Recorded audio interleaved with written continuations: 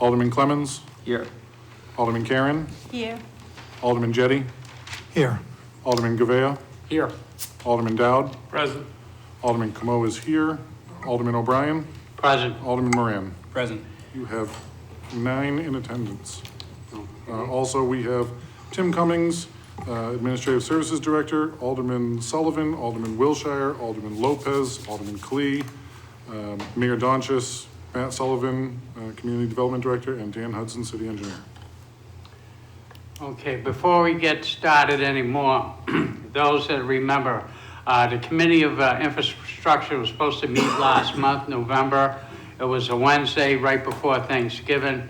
I decided to be in good turkey spirits and gave everybody the day off. I know there's cooking and pies to be made, but that means that we get some extra work. So this is why the joint meeting tonight.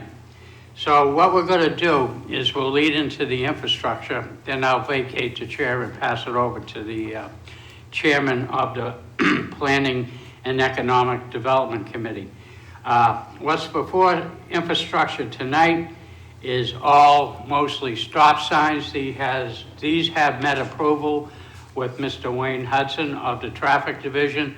Also in attendance is the city engineer, Dan Hudson, who will be available for particular questions. But to expedite, we do have a presentation after this, rather important. So if you can limit your comments if you're with an objection on any of these stop signs. So seeing that, we'll go to public comment. We'll open up the floor to public comment. So anybody in the audience that would like to speak, our procedure is that you give your name and your address and that you have 3 minutes to speak. You have to come to the microphone. So come on up if you so wish.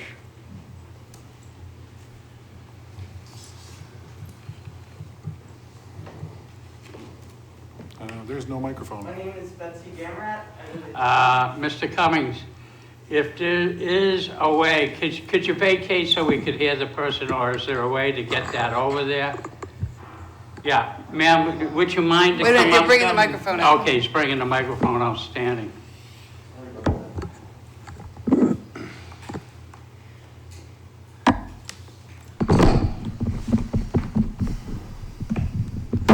Very good, thank you. Continue.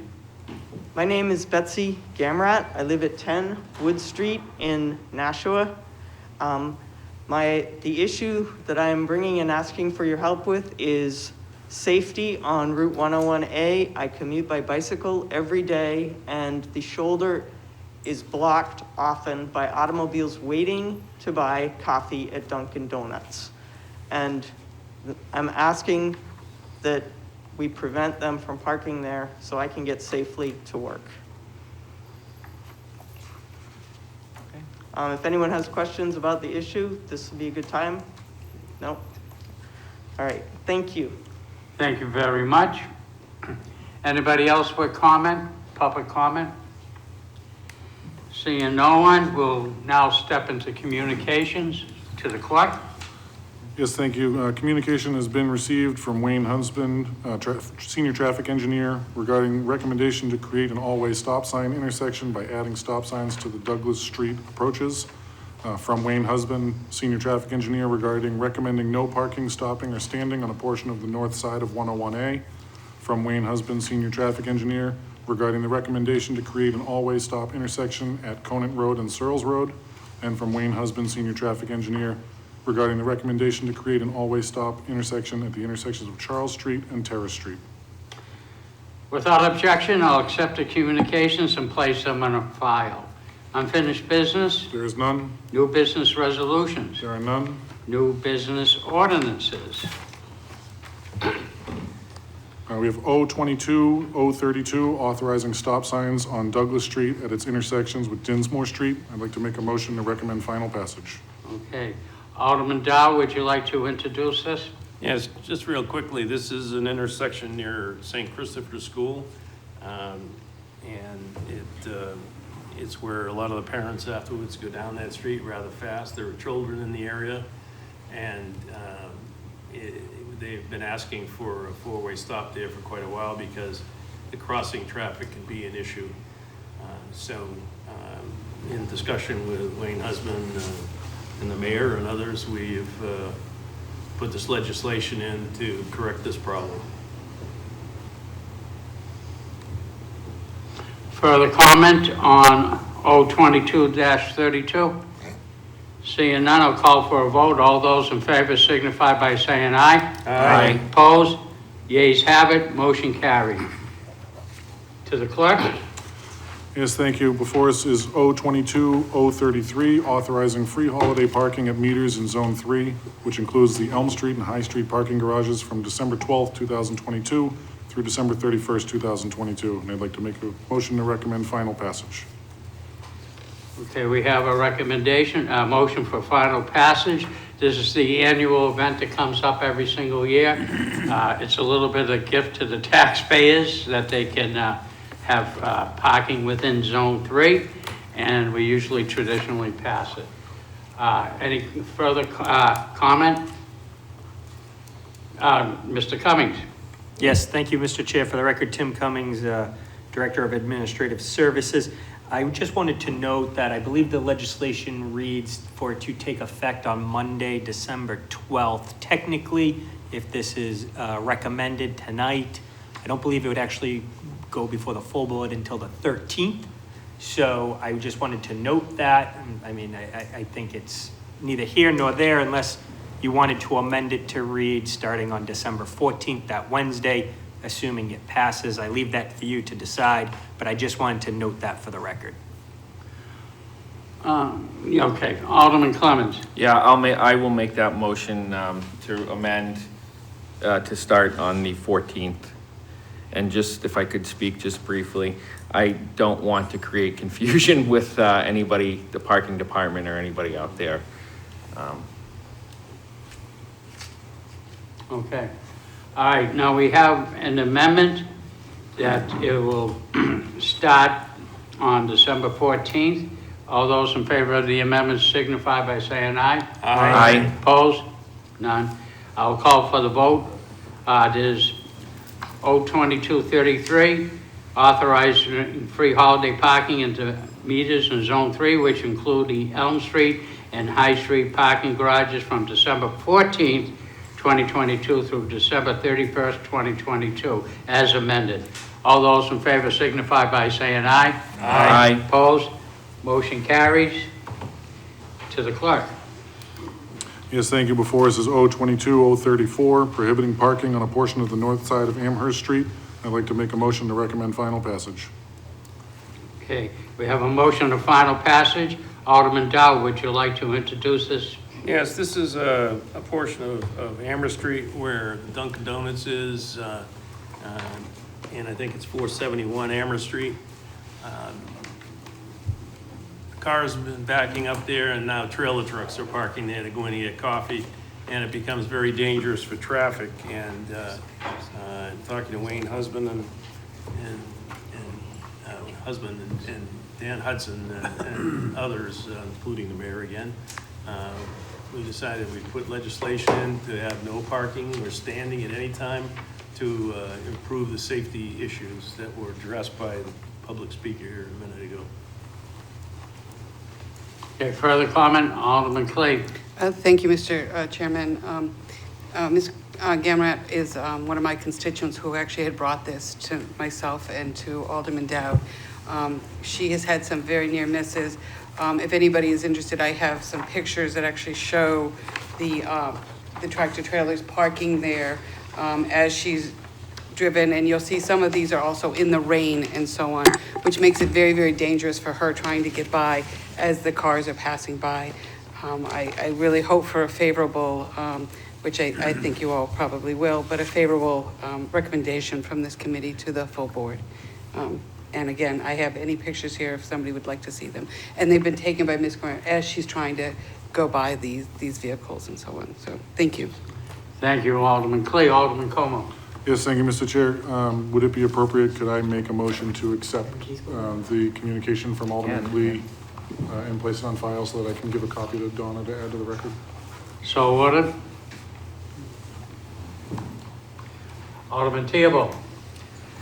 Thank you, Mr. Chairman. So I have a couple of questions, general questions. So one, will there be no parking signs there? And two, how can we be sure that it'll be enforced? Because technically it should be, there should be no parking there now. That's a no parking area really.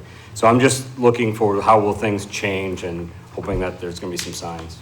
I don't know who can answer that, but. Mr. Hudson is in attendance, so Alderman Dow, do you want to attempt to go first? I was just and then gonna say, Mr. if you Hudson? could bring the city engineer up, he can explain. Okay. Mr. Hudson, if you please. Thank you, Mr. Chair. So yes, there will be signs erected in this area that will say no parking, stopping, or standing. There was a couple no parking signs up there already, but when we went back and looked at the legislation, we found no supporting legislation for that. We've, given the issues that we're experiencing in this area, we want to sign this particular area to try to remedy this, but then it does go to an enforcement of the ordinance situation, and I certainly can't speak to that. Further questions, Alderman Dow. As soon as this is passed by the full board, I'll be calling the chief to make sure that there are frequent drive-bys. Cars go by every day as part of the sector, so if anybody's there, they will get ticketed. Alderman Clay. Thank you. And to add to Alderman Dodd's comment, Ms. Gamrat has actually spoken to our national police, and they've been very, very good and so on. But one of the issues that they had was they didn't have anything to sink their teeth in that was to give them this. So they're already poised and ready to do what they need to do, but they need us to pass this legislation. So. Very good. Alderman Lopez and Alderman Sullivan in the queue. Just maybe a quick question to Engineer Hudson. Is this something where we would want to stripe the ground or mark it so people feel uncomfortable parking there? And is there anything we can do to have Dunkin' Donuts rearrange their lot so more of their customers can be in? Dan Hudson, City Engineer. So two great questions. It's a roadway shoulder currently. I don't know that the tractor trailers certainly park and stop there for a period of time. Most of what we see is kind of queued up traffic from the drive-through, and that kind of stops and starts and that sort of thing. I think we should start with the signs, and then if striping, or hatching or something we feel is warranted, then something we can look at that time. The other part of your question, yeah, we planning did reach out to the site owner and has had this discussion about our roadway shoulders aren't queue for drive-through storage. So we're working with them in parallel to try to address those issues. Okay, thank you very much. Alderman Sullivan. Well, thank you. That pretty much answered my question. I had a question if anyone had contacted Dunkin' Donuts about the impact on their business. That was it. Thanks. Okay. Mr. Hudson, one more question from the chair, if you don't mind, please. When this comes forward into planning and everything else like that, do we take a look at this to try to prevent these type of situations from occurring? Because Amherst Street is a commercial thoroughfare, and I'm sure it could happen again with a honeydew or something like that, but you know what I'm getting at. Yes, I do, Mr. Chair. Yeah, when an application comes through, we have them do traffic studies and that sort of thing to demonstrate that they won't create this kind of a condition. So during original approval time, we've had them set that expectation. But things change. There's been other locations where we've had similar issues, people backing into public rights of way, and in each case, we've reached out to those owners of those sites to try to get them to remedy that situation. You've seen recently probably lots of drive-through facilities have added additional drive-through lanes or found a way to turn people over quicker, basically, to try to reduce those queues, or made site modifications where they reroute traffic through sites. So, yeah, it's kind of something that we try to do in parallel. In this case, a few signs and the ability to do some enforcement in this area we think might help, but we also hope that the site owner will work to also address this so we don't have backups into the right of way. Okay.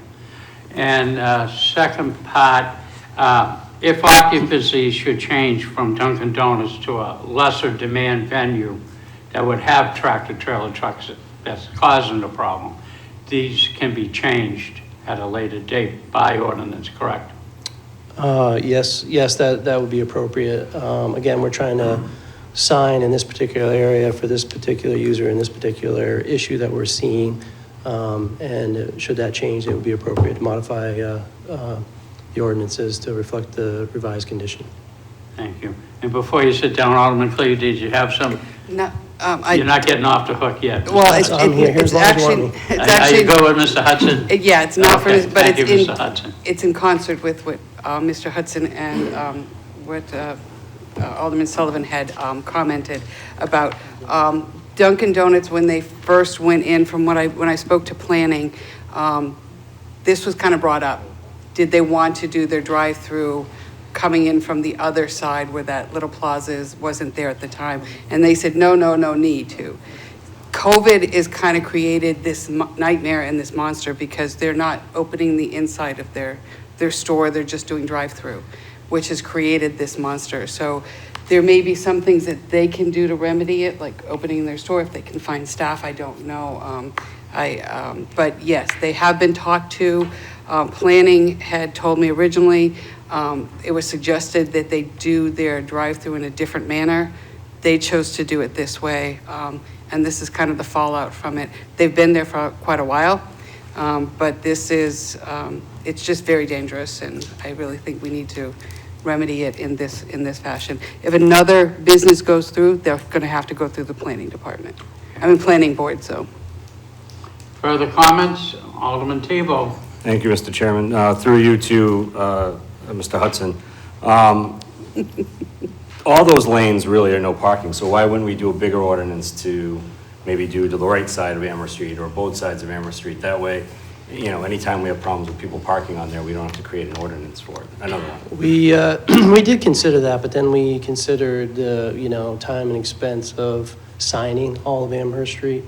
So we decided to take this more targeted approach, hopefully address this issue. Were an issue that we're seeing all up and down the corridor, then we would certainly consider that. But we tried to take the small step approach first here to see if we can remedy this particular situation. Great, thank you. Seeing no further questions? Okay, call for a vote. All those in favor signify by saying aye. Aye. Opposed? Motion carries. To the clerk. Yes, thank you. Before us is O22-035, authorizing a stop sign on Conant Road at its intersection with Searles Road. I'd like to make a motion to recommend final passage. Alderman Sullivan, would you like to introduce this? Thank you very much, Mr. Chairman. This is an intersection, it's a three-way intersection that only has 2 stop signs.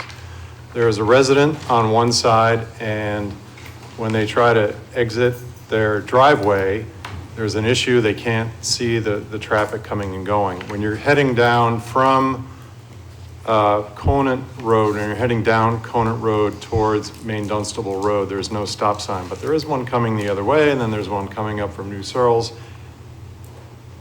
This puts everybody at a stop on all 3 sides. So it seems to balance it off and make sense. Thank you. Okay, thank you. Alderman Como. Yes, thank you, Mr. Chair. There's an intersection very similar to this in Ward 6 that has stop signs in 3 of the 4 locations, but not the 4th. And one of the biggest problems I see there is that nobody understands who has the stop sign and who doesn't and who has the right of way. And I think that one would be clarified by having it be an all-way. And I think this is the same situation. I'm familiar with that intersection as well. And it just would clarify for drivers that everybody has a stop and everybody's taking turns, as opposed to guessing, is this guy going to let me out or not? So I think this is a very worthwhile endeavor. Alderman Clegg. Thank you, Mr. Chairman. We had a similar issue in Ward 3 where Locke and Orange Street, where we had 2 stop signs and just kind of like a blinking yellow light. And even though we had that, I brought it forward and we did get a stop sign on all of them, and simply because, as was pointed out, people didn't know whether or not they should stop, and you get the people behind them saying, no, you're not supposed to stop, and honking, and it just created anger. So I think this is a worthwhile endeavor. Alderman Jettie. Thank you, Mr. Chairman. So this is actually in my ward, and some of the residents, are in favor who have talked to me are in favor of this, but they pointed out that, so that this stop sign will stop traffic that is going, from, Main Dunstable, Conant Road goes from Main Dunstable Road over by the fire station, and it loops around and it comes out and meets with Main Dunstable Road over by the Captain's Corner area, Merritt Parkway, and that area near the Main Dunstable soccer fields. So when you're going, from the fire station, and I guess you're kind of going in a southerly, westerly direction, there's a big curve where the stop sign is going to be located. It's in a big curve. That's one of the problems that the resident who requested this pointed out, that they can't get out of the driveway. But the residents pointed out to me that big curve, you can't really, the stop sign is going to come as a surprise to people who have been traveling there for years without a stop sign. And I noticed, I think the Public Works Department is putting up not only the stop sign, but another sign that says stop ahead or something like that. And one of the residents asked whether or not a white line could be put on the roadway to, indicate further that you need to stop at that location. So I threw you to Mr. Hudson, is that possible to, number one, is there a stop ahead sign that's going in there? And can you put a white line to further indicate that people need to stop?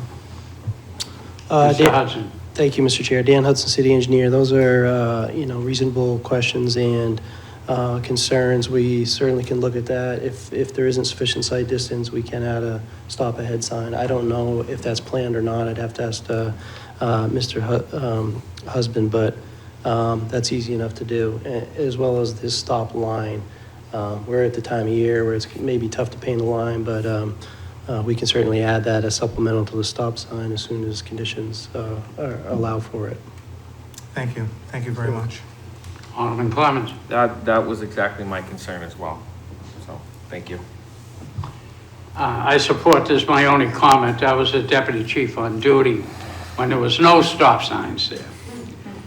And the Jeep hit a school bus, which predicated. So this is incremental steps, and I think it's probably will solve the whole problem by putting a stop sign all the way around. So I think we should be all set. So hopefully that does it. We'll look into fall, well, winter. We're into winter now. It's not the time to paint the street, but probably in the springtime we could look.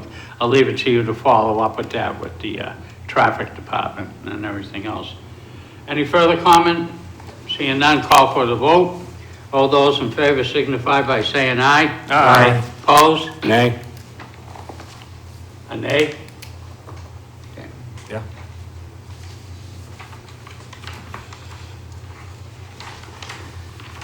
And the clerk's all set with the nay. Before us is O22-037, authorizing stop signs at the intersection of Charles Street and Terrace Street. I'd like to make a motion to recommend final passage. Okay, we have a motion of final passage in O2237. Alderman Dowd, you get the QB doll for all these. You want to introduce it? Yes, this is, you'll recall that we had, DPW did an entire plan for the one-way streets and signage around Franklin Street School for safety. And when we got to the implementation of it, which is pretty much all done, we determined that we needed stop signs on Terrace Street, which I could be wrong, but I think they're already installed, but we need the legislation to authorize the stop signs. Sorry. Mr. Chair, Mr. Hudson. thank you, Mr. Chair. Again, Dan Hudson, City Engineer. Mr. Alderman Dowd is correct. Stop signs are up, the ones indicated on here. We really needed to do that concurrent with implementation of that plan. These are just signs that we missed in the previous legislation that we had, that had been proposed and approved relative to that change in pattern. You look at these things 1,000 times and you still miss something. So I just noticed that we really should have a stop sign on Terrace Street at the southwest corner of Charles as well. This is a four-way intersection. I think in the field, when they looked at it, that fourth leg, the westerly leg, which is Terrace Street, I think that wasn't recognized that that was a street. Somebody might have thought it was a driveway, so that was missed in this legislation. And at the risk of creating another intersection where we have 3 stops and one that doesn't have a stop, I would respectfully request that that be added as well. This would be amended and that be added. Alderman Dow with an amendment? Yeah, I think the legislation already says stop signs, and I think that Dory picked up on that, and Okay. I told her we needed 2 signs, one on either side, so I think it's already covered. Yeah, I think there ends up being 4, because every approach to that 4-way ends up having to stop. So as long as that's understood or drafted that way, that's what we need to accomplish. Do you have the paperwork, Mr. Hudson? If not, I have a copy if you want to. Yeah, I have the ordinance and it, so it says, there's three listed, it's Charles Street, northwest That one corner isn't terrace. listed. It's not listed. Sorry, Charles, the southeast corner of at Terrace, and then Terrace at the northeast corner at Charles, and then the one I'm proposing that we should add is Terrace Street at the southwest corner of Charles. Basically, every corner of that intersection gets a stop sign, and I think we've put up stop signs. I don't know if we put them on all 4, but that should be that'd be our recommendation. Yeah. Alderman Dow, sounds like we're gonna need an amendment. Yes, I'd make the amendment myself, but, oh, I am on infrastructure, never mind. I'll make the amendment to add that other sign. Yeah, I would like to cover it with an amendment, then we know it gets done. Right, so I'll make that amendment. Okay. So the amendment should read, Mr. Hudson, can you repeat it for the clerk so we can get it transcribed properly? Yeah, and in addition to what's in the proposed ordinance, add a 4th stop sign, and that would be stop sign on Terrace Street, sign location southwest corner at the intersection of Charles Street. Okay, you all heard the amendment, discussion on the amendment? Seeing none, all those in favor of the amendment signify by saying aye. Aye. Opposed? Okay, back to the original bill as amended. Any comment? Alderman Clay. Thank you, Mr. Chairman. This is in my ward. And I was actually going to ask about whether or not we did have a stop sign there. There's technically only, I believe, 1 driveway on that section of Terrace. However, up until recently, the parking lot has at times been open, and that's a parking lot that's used by probate officers and so on. So people are coming and going, and the 1 driveway that happens to be there, people are having a tendency, this is the reason why we do need these stop signs, is they were having a tendency to turn onto that end of Terrace and go right into the parking lot. He's had some near misses. His driveway is very unique, and I think Alderman Dowd can attest to it. He went to it. It is a short driveway that goes straight downhill into a 1-car. I don't understand. It almost looks like the house fell. It's a very unique driveway. So when he's trying to pull out, at least this stops the cars from taking those corners on 2 wheels. In theory, it should stop them if they were to open that parking lot again. They've recently closed that gate to the parking lot, but it had been closed, and then they opened it, and now they've closed it again. And hopefully it will stay closed, but if it doesn't, we definitely need those stop signs everywhere on all 4 sides. Thank you. Okay, thank you, Alderman Clay. Any other further comment? Seeing none, I'll call for the vote of 022-037 as amended. All those in favor signify by saying aye. Aye. Opposed? Motion carries. Tabled in committee. There is none. Okay, this is going to lead to the second part of our meeting. Again, I would like to, from the Infrastructure Committee, thank you to the Joint Committee, to the Committee of Planning and Economic Development. Let us clean this up. And Mr. Hudson left, but keep in mind, if you just, we're gonna be getting out of stop sign season. They do have to sometimes dig a hole wintertime, you know, the frost and stuff like that. So, you know, take a look at your wards, and if you need something, best to get it done el pronto before it gets into a deeper freeze here. So, you know, we'll see what happens. Okay, at this point, again, I thank you. I'll vacate the chair and turn it over to the chairman of the Planning and Economic Development Committee, and I'll exit stage right.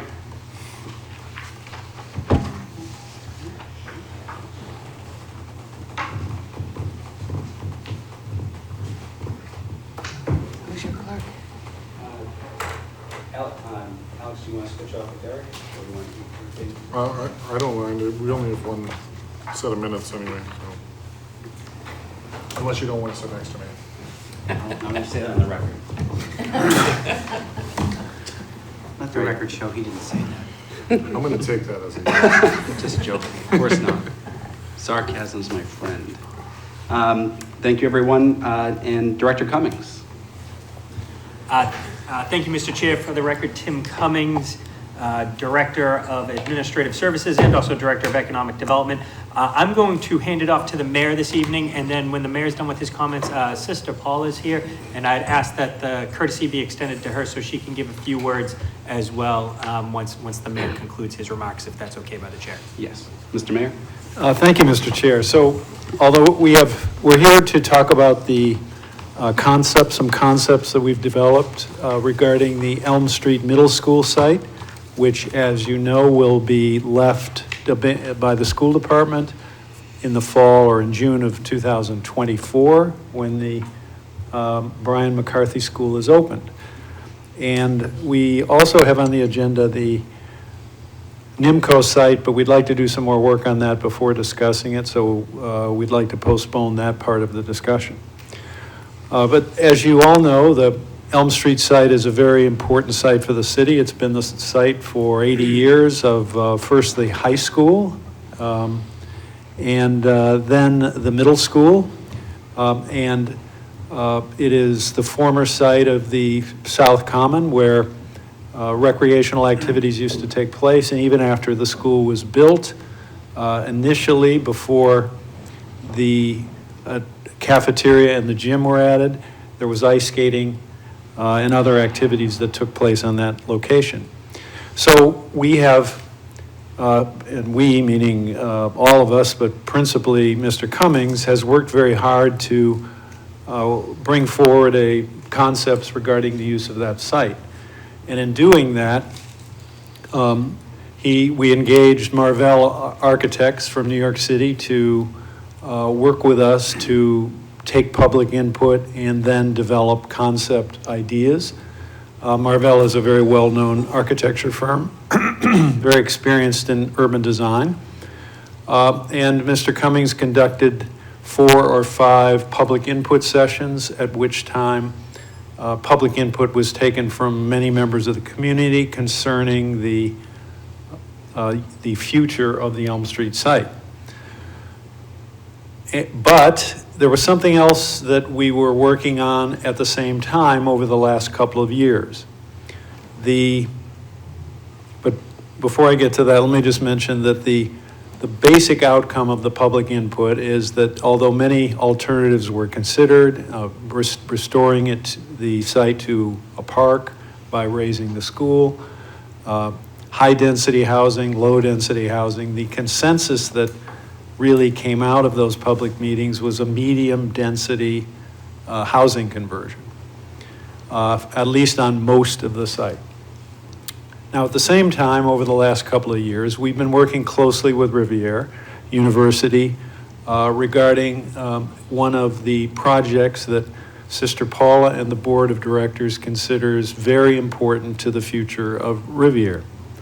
And Sister Paula has done in her tenure as at Riviera University has done an extraordinary job in developing the school, rebuilding the campus, adding programs, building the science center, nursing center, new dorms, they're going up.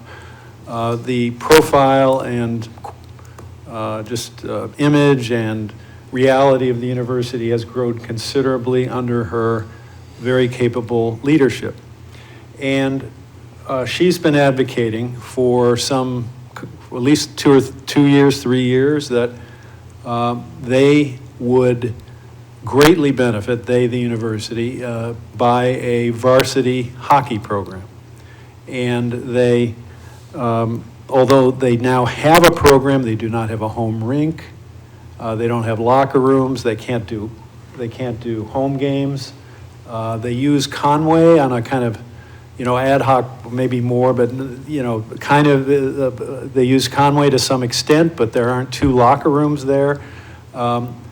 And again, Sister Paula, who can tell you about it herself, believes that it would greatly improve their recruiting prospects and greatly raise the profile of the university were they to be involved in varsity hockey with, games against, Merrimack College or other colleges around New England with home games and a home crowd and Nashua fans. And I have to say that as our Nashua's post-secondary educational institution, the future of Nashua and of Riviera are closely tied together, that as the university prospers, that helps the city in many, many ways. And we want to do everything we possibly can to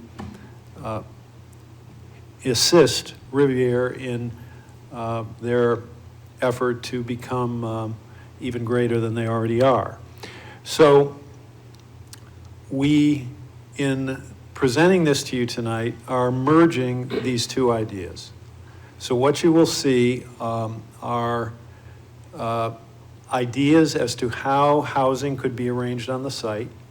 A couple of the different proposals involve leaving the middle school as it is and using that as part of the housing project, converting it. One of the ideas is to raise the school that would produce more units, but we're not trying to promote either approach. We just want to sort of show you the ideas as to how housing could be done on the site. In combination with a hockey rink, two sheets of ice that could be developed on the southwest corner where the portables are now, at the corner of Chestnut and Lake Streets. Now, you could site 2 hockey rinks there and work with Riviera under the conditions that I will just describe now. No city money would be involved in building these rinks. No city money at all would be involved in building these rinks.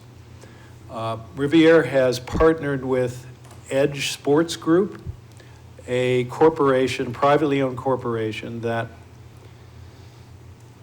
builds and operates skating rinks and has approximately seven operating rinks with a couple more in progress. Most of them are centered around New England. I think there's one in Worcester and elsewhere. What they do is they build a rink and they have a primary tenant, which in this case would be Riviera, who would lease ice time for their use, but there would also be other ice time available for other, to be leased or rented to other groups, youth hockey, anybody who's, adult hockey, whoever.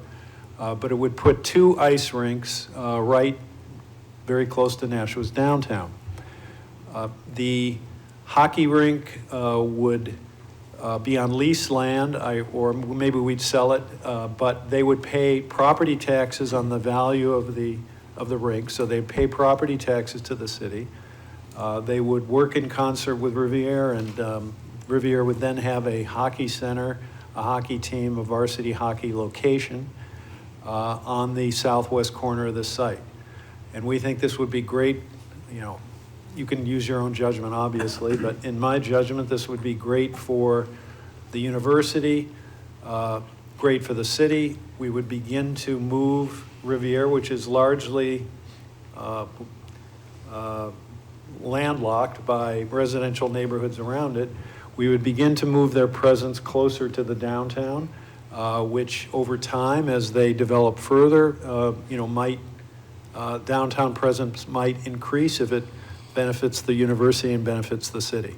So in my judgment, and I think Mr. Cummings agrees, there are many reasons why this project really makes sense. So rather than go on and on, I will, I know Sister Paula would like to just tell you, give you her perspective on this, and then Mr. Cummings can present the concepts, the plan, the various plans that show different alternatives, and then we can discuss your thoughts at any length that you would like.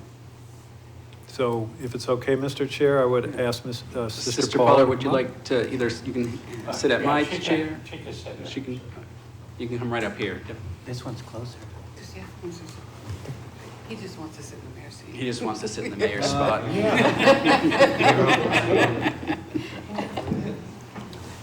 All right, go ahead, sister.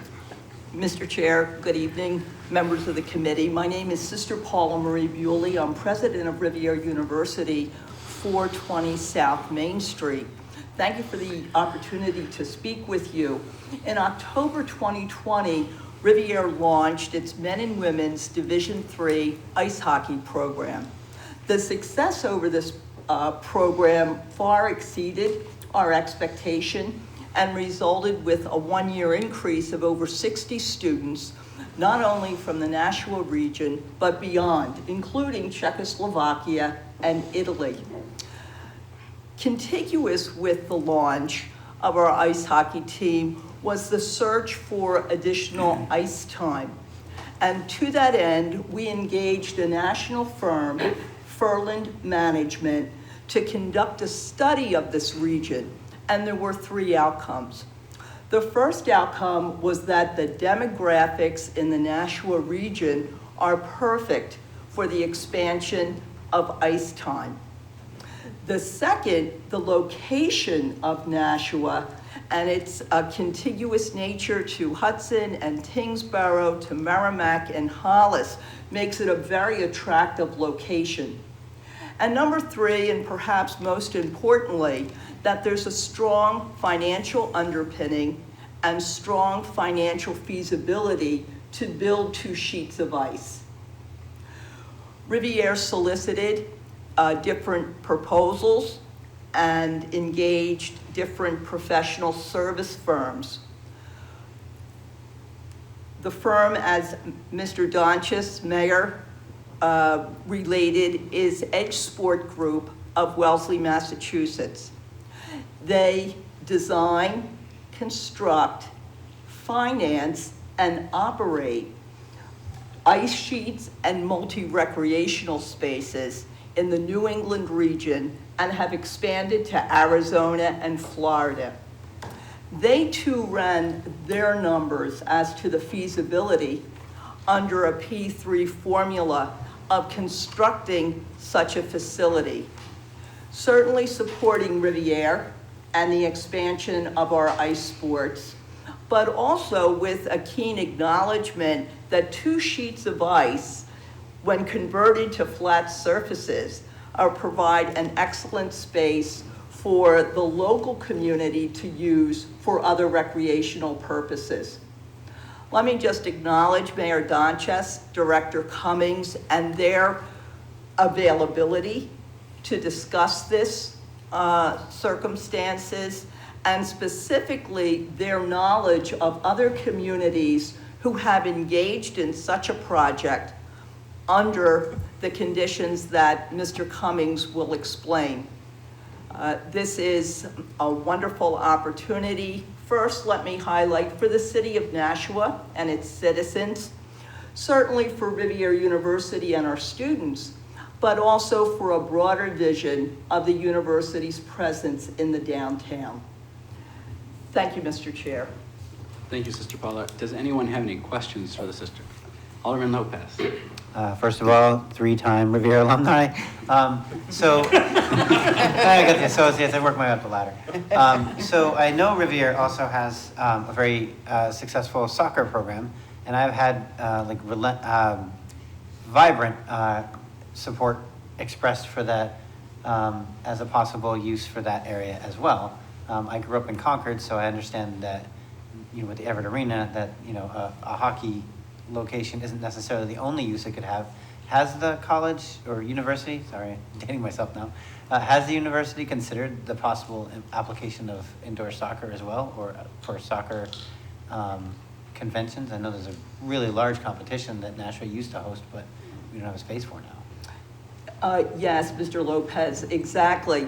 What can often happen and what cities do is that they drain the ice post collegiate season, and then they just roll out essentially a carpet, and they're welcoming camps, they're welcoming youth groups such as the Boys and Girls Club and the Y, and then they're expanding access in the evening to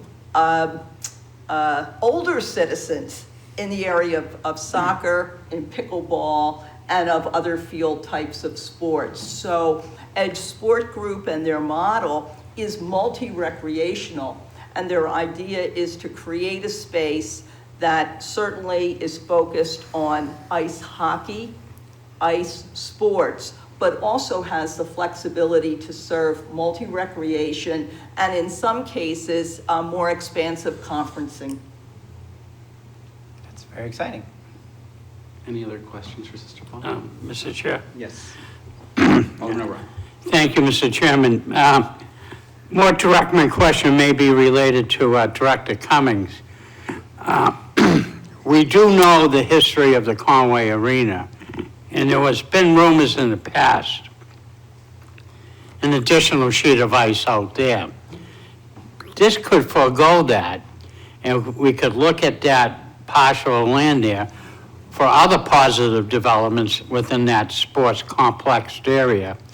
And then looking at down the horizon, there's also could be a possibility of when we do move the Public Works garage, if that comes to fruition, more land to become available for sports and everything. So how does that fit within this program? Director Cummings. Yes, thank you, Mr. Chair. So I foresaw this question coming. You know me. And so I've had affirmative conversations with the chair of the Conway Arena. They are in support of this. They don't view this as competition. This is separate and apart for anything that they do out there. This would not negate their business plan, and one that they would welcome if it came to fruition. So each athletic or amenity or recreational amenity should be judged on its own merits. Fair enough, thank you. All right. Alderman Lopez. To Director Cummings, I know you probably anticipate this question coming too regarding the parking that would be required for a location or events and activities. Can you share some of your thoughts, and would we schedule a meeting with Ms. Buchanan, or should we just, how would you handle that? Let's hold our questions for Director Cummings. I just want to, any further questions for Sister Paula? I'm sure her time is very valuable. Yes. Mr. Well, Mayor. throughout all this, we've, Sister Paula is from Philadelphia, I think, so we've not held against her the fact that we consider her to be a Philadelphia Flyers fan. Oh, no. And Go the Bruins. Bruins are doing much better than the Flyers this year, so everything's good. I'll have to ask you, where do you go get your cheesesteaks? Pat's Great. with. Me too. Yes. All right. Thank you so much. Good, thank you, Mr. Chair. Thanks. Thank you. And now, Director Cummings, could you answer Alderman Lopez's question? Yes, it actually may be helpful if I could go through some of my more formalized comments and then address that specific question at the end, because I think when you start to see some of the images I'm about to show you, you may get the answer that you're looking for. Okay, but I won't forget it, so. Okay, great. So first and foremost, I think we should talk about the elephant in the room, which the question at hand tonight is, And I'm asking is to make sure we can have that affirmative confirmation that we should move in partnership with Riviera University. We'll wait. I'll wait. Okay. Okay, thank you, sorry. He was very eager. Yeah. But the question I think at hand also is a second question, which is, what about the Keefe Auditorium? I know that that's a question that's near and dear to everyone's heart. And so I'm just going to say that that issue needs additional study. I am not prepared tonight to come to any conclusions this evening. Obviously, it's in the back of my mind, and I think hearing the previous comments at the last time I was before you, I heard very loud and clear that you wanted a public-private partnership, you wanted to be creative, and in hearing that, it led me to believe that there was confidence to maybe put this first step in motion. This has been a long-term conversation that I've been having with Sister Paula, separate and parallel from the conversation about redeveloping the Elm Street Middle School.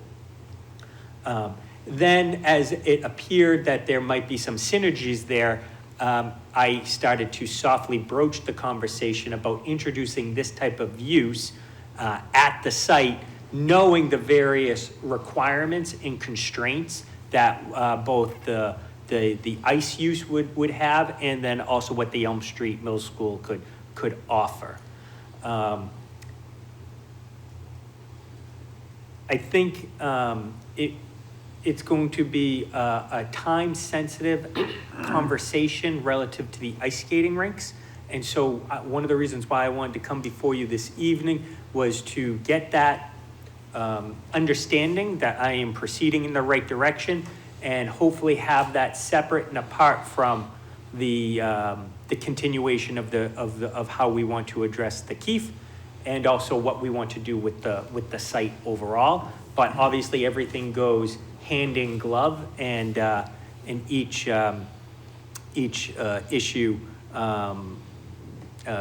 is interconnected. So I recognize that. But we need to start somewhere, and we need to have a jumping off point. And this is something that I recommend to you. I think that this is a good launching pad for us. With all that being said, the community outreach is still continuing. We have Marvell Architects retained for additional public outreach and also additional study of the 9-ish acres. That would not end. We would continue to move along in that path. We just would have one additional ingredient that we're adding to this 9-acre master plan, if you will. So as you know, we have engaged the public throughout throughout the last 10-ish months or so in various ways, and we solicited their feedback. And as the mayor mentioned, there seemed to be some sentiment centered on some mid-rise housing on the site. And so that is part of the direction I gave to Marvell Architects as they develop some concepts for us. With that being said, everything that I'm about to show you is subject to change. There will be many different gyrations of what you're about to see. This is by no means the end of a conversation, it's the start. What we wanted to do is get our arms wrapped around the idea of what is possible, because what is possible will lead into whether I can come back to you and say we may generate enough money to potentially cover the costs of the Keefe renovation, or we may not. And whatever those decisions may be, I want to be able to provide you that data, that framework.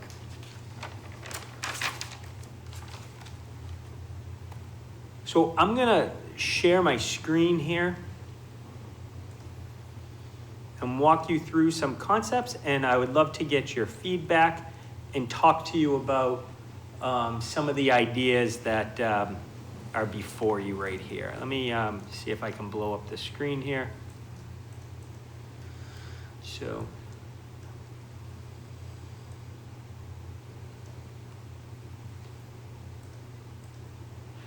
So essentially, this is the 9 acres. And this is one of the concepts. And so one of the concepts would be maintaining the historic portion of the Elm Street Middle School. And the idea, yep, So, I'm sorry, Alderman Mr. Chairman, Clemens. just so we can get our orientation here, on the right-hand side, the gray line on the right-hand side, Lake Street. that's Lake Street. So this would be Lake, Okay, this would be Elm, okay, okay? thank you. Yep, absolutely. So what you'd have here is the historic portion of the Elm Street Middle School. Again, we're suggesting would be preserved in this concept. We know it would yield approximately 100 units. Then just to kind of give you an idea of how we might be able to add some additional housing, this would be new construction.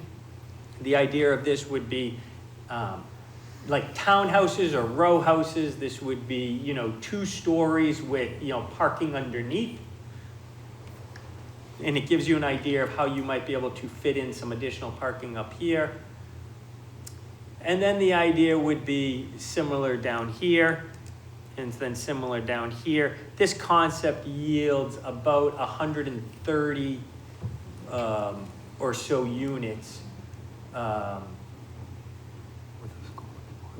sorry, this would yield 180 units in this concept right here. And then what you could do is you have the Keefe Auditorium, and you could look to connect the Keefe Auditorium, solve some of the problems that we talked about with some shared uses and services, and then you could have the hockey rinks as standalone. One thing I also want to make clear is there is no interest or appetite by Riviere to take on the ownership and or the management of the Keefe Auditorium. That would have to be done separate from this conversation. What they are willing to do is to basically be the anchor tenant to help a private sector entity, third party, develop, own, and manage ice rinks, and they would be the primary user of the ice, and that's what they're willing to agree to. But obviously that is a huge important element to the conversation, because that could be the fuel to feed this engine, and a very critical ingredient. Director Cummings, for the ice rinks, would games be played there, or be stadium seating type, or would it just be practice? I believe it would be both practice and there would be games there. Yeah, no question. And it wouldn't be just for Riviere University. It would be open to high schools. It would be open to athletic leagues. It would be open to anyone who had an interest in buying ice. And it would be also available to the public as well. Alderman Clemens. Yeah, how big of a seating capacity would we be talking about? Sister Paul? Yeah, I believe Sister Paula has a minimum requirement that she's looking for, and I don't want to misspeak. Sir, our research has shown that approximately 600 seats would serve the university, but would also serve communities that are bringing in tournaments or other types of outside events. So it would be 600 seats. Okay. Thank you. Thank you, sister. So here I'm moving on to the second concept. Again, it just shows how, if we want to increase the housing, this version shows that we could potentially yield about 200 units of housing. And then again, it's that same type of concept. And again, I want to kind of just take a moment and point out that the way we design this is the parking would be self-supported by the individual projects. There wouldn't be, at this point in time, under this concept, that shared parking that was suggested. It would be understood that we were going to include the parking to be part of the private sector development, whether that's part of the housing or whether that's part of the rinks. Obviously, the more innovative we get and the more creative we get in terms of allowing for that complementary use, we may be able to drive more density. And again, whether we want to do that or not is another question at hand, but that is a point that I wanted to make. with this concept here. And again, this concept here, really the only big change is an additional block of housing could get added in up here. And again, we're talking about that mid-rise type of housing. We are not talking apartment buildings under this scenario. And it gives you a rough idea of, we're talking approximately 200 new units of housing. And so then the last concept is really one where we eliminate the Elm Street Middle School, its historic structure in its entirety. And then the idea would be we could actually do new construction, and if there was the appetite to push the density, we could do something like this, which would be similar to what you'd see on School Street here in the downtown, or Riverfront Landing out over on the Hudson Line. That's what we call podium construction. You'd see about 75 units per building. You'd be looking at approximately 400 units. That would max out the density on this site. Give or take, maybe it's 350, 400, it's that range. But then again, that would be what we could do to generate revenue and use the site however folks may wish. So Alderman Dowd and then Alderman Clemmons.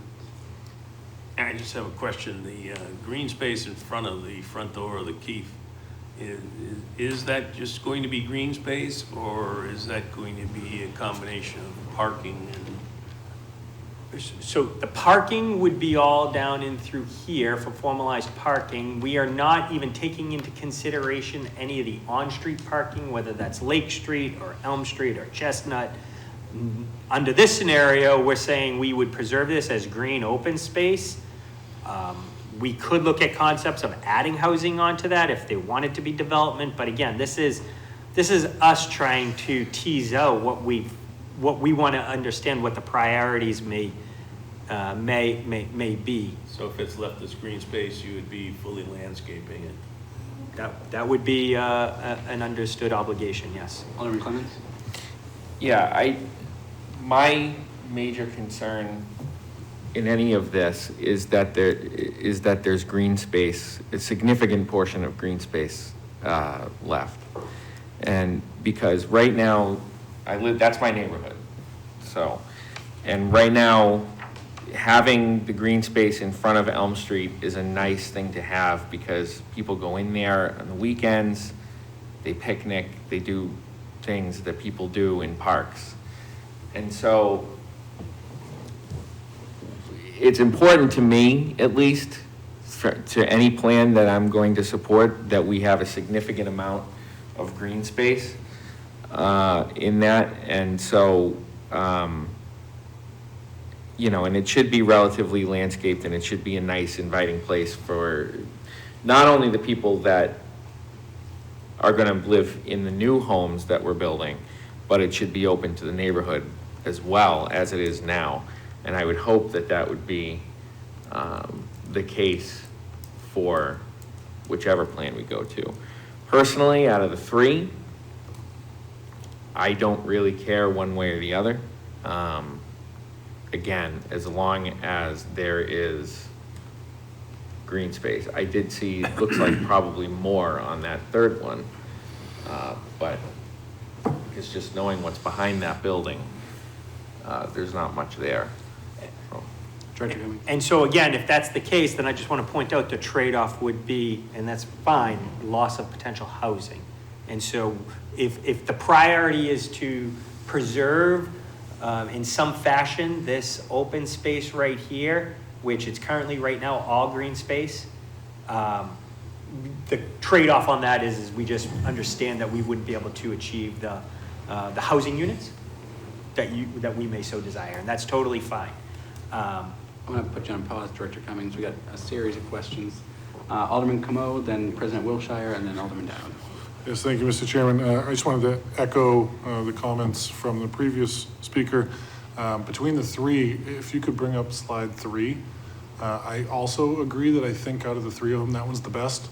because I like that it maintains the green space in front of what's currently the entrance to the Keefe. But I wonder, since this one had the most amount of housing, if it would be appropriate, or, you know, if it would benefit the green space if we eliminated the housing that directly abuts the Keefe in this example, and we keep the other 4 buildings, and then we've got a big kind of continuous green space around the auditorium and around the lobby for the hockey rinks. There's an opportunity for some considerable green space and park space there, but still having, you know, several hundred housing units in the other 4 areas. If I have a preference between all of them, I would say that's what I would do. So if I may, Mr. Chair, so I wouldn't want you to get caught up on the citing of the specific building envelopes right now. The bigger question, I think, is providing the direction of whether you want to preserve the historic structure or whether you don't, and then whether you want open and green space, because we could go with a version where we just leave this all entirely open, and this would give you basically what you have right now of open green space, and that's totally fine, and that would be the front lawn, if you will, of a converted historic housing, and that's that's okay and fine, but that's the question. Another one here, if you notice, you are no longer able to reintroduce a street grid. That was a driving, guiding principle when we were studying this, was the idea of, could we in some way, try to have the traffic flow through the site? I mean, this one is probably the best example of that. And so, we were trying to reintroduce the street grid. Again, that's another comment that if that's not a priority because you'd rather achieve other design development objectives, that's totally fine. But that's the type of feedback I'm looking for. Ultimately, the biggest type of feedback that I'm looking to hear, and I'm going to stop sharing my screen right now and go to another presentation, if I may, Mr. Chair, because this really gets to the heart of what I'm looking for.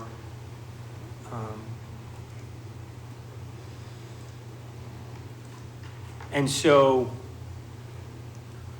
I'm looking to get some sort of go, no-go direction on the city developing a strategic partnership with Riviera where we affirmatively go out to the marketplace and we speak with confidence that, yes, we do want 2 rinks on this. We understand that there's some trade-offs here. One of them being is we're looking at like a 50-year lease type conversation. We wouldn't necessarily gain any lease payment. That's something that I want folks to be aware of. We're talking about like a $1 a year type of payment, but we would get tax revenue from it. We studied this particular concept in a few different areas in the city. This is a project Sister Paula and I have been working on now for about 2 years, I would say. And the economics of it they do not work unless we're willing to enter into that public-private partnership where the city was willing to forego the revenue from selling a piece of land or the leasing of a piece of land, because in return for that, there is a community amenity that would be achieved. Not even talking about the development of the potential programs out of Riviera University, but there would be community ice time available. And we would have to negotiate all these details, but that would be the expectation that would be coming to fruition if we wanted to go in that direction. And then the other element that I want to make sure everyone understands is the timeline. So ideally, what we would do is we would issue some sort of RFP. It doesn't need to be as formalized as I'm saying right now, but some sort of solicitation to the marketplace in the spring, summer of 2023. We would want to award and work with a selected respondent, which we believe we know who that would be based on due diligence leading up to this conversation tonight. We need to design it. That would take somewhere of 23 and into 24, but ultimately trying to target a construction start somewhere in the summer of 2024, which also works nicely with the school timeline as well. And we could do this all on parallel course and not even interfere with the other part of the conversation, which is what do you want to do with the rest of the site? in terms of housing development, and the potential revenue that you'd be generating off of that. Great. So I think, is there a motion to pursue a strategic partnership for? I'll make the motion. Alderman O'Brien? All right, and any discussion on the motion? Alderman Jettie? Yeah, thank you, Mr. Chairman. So, I don't know about the rest of you, but this, I feel like this is being, I don't want to use a disparaging word like dumped on us, I mean, it's a surprise to me. I've never heard of this before. So, I'm a great fan of Rivier University. One of my relatives was the president of Rivier University at one time.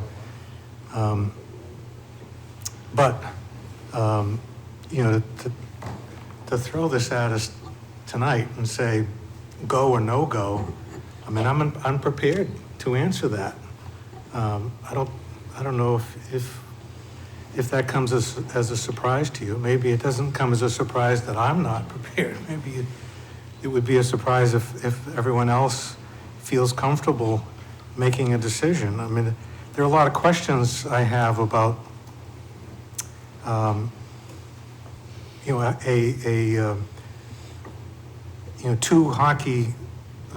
two ice surfaces in an auditorium type building, at that location. I'm thinking about, the Conway location. Has this company, thought about, doing something similar to this at the Conway site? Taking over Conway and adding another sheet of ice there. I don't know what the seating capacity is at Conway. Does anybody know? You're looking for 600 seats. I don't know how many seats are in Conway already. And Conway seems like, a better location. It's right on the highway. So you've got, people going to the games. It's an easier access. There's plenty, there's more potential for parking. Visiting teams, it's an easier place for them to get to. And trying to attract, people to use ice time, the Conway location seems, that you would have a better, be able to attract more people to use it because it's right on the highway. I'm not saying that that's what we should do. I'm just, it's just a question that comes to me. And, the other thing, it's nice that this company is going to be paying taxes, but, no lease payment. And, no offense to Riviera, but they want to, expand in this area. They're a tax exempt organization. We're facing a situation right now where a lot of people are really upset about the amount, how their tax bills have gone up, the residential people. And, so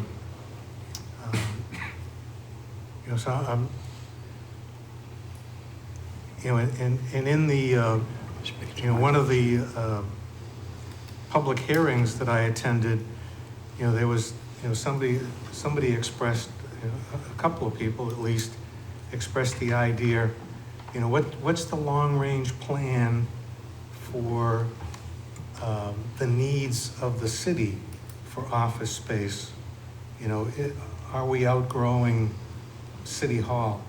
Is there going to, come a time when you're going to come to us and say, we really need to build a new City Hall, or we need to relocate because we've run out of space here? And, and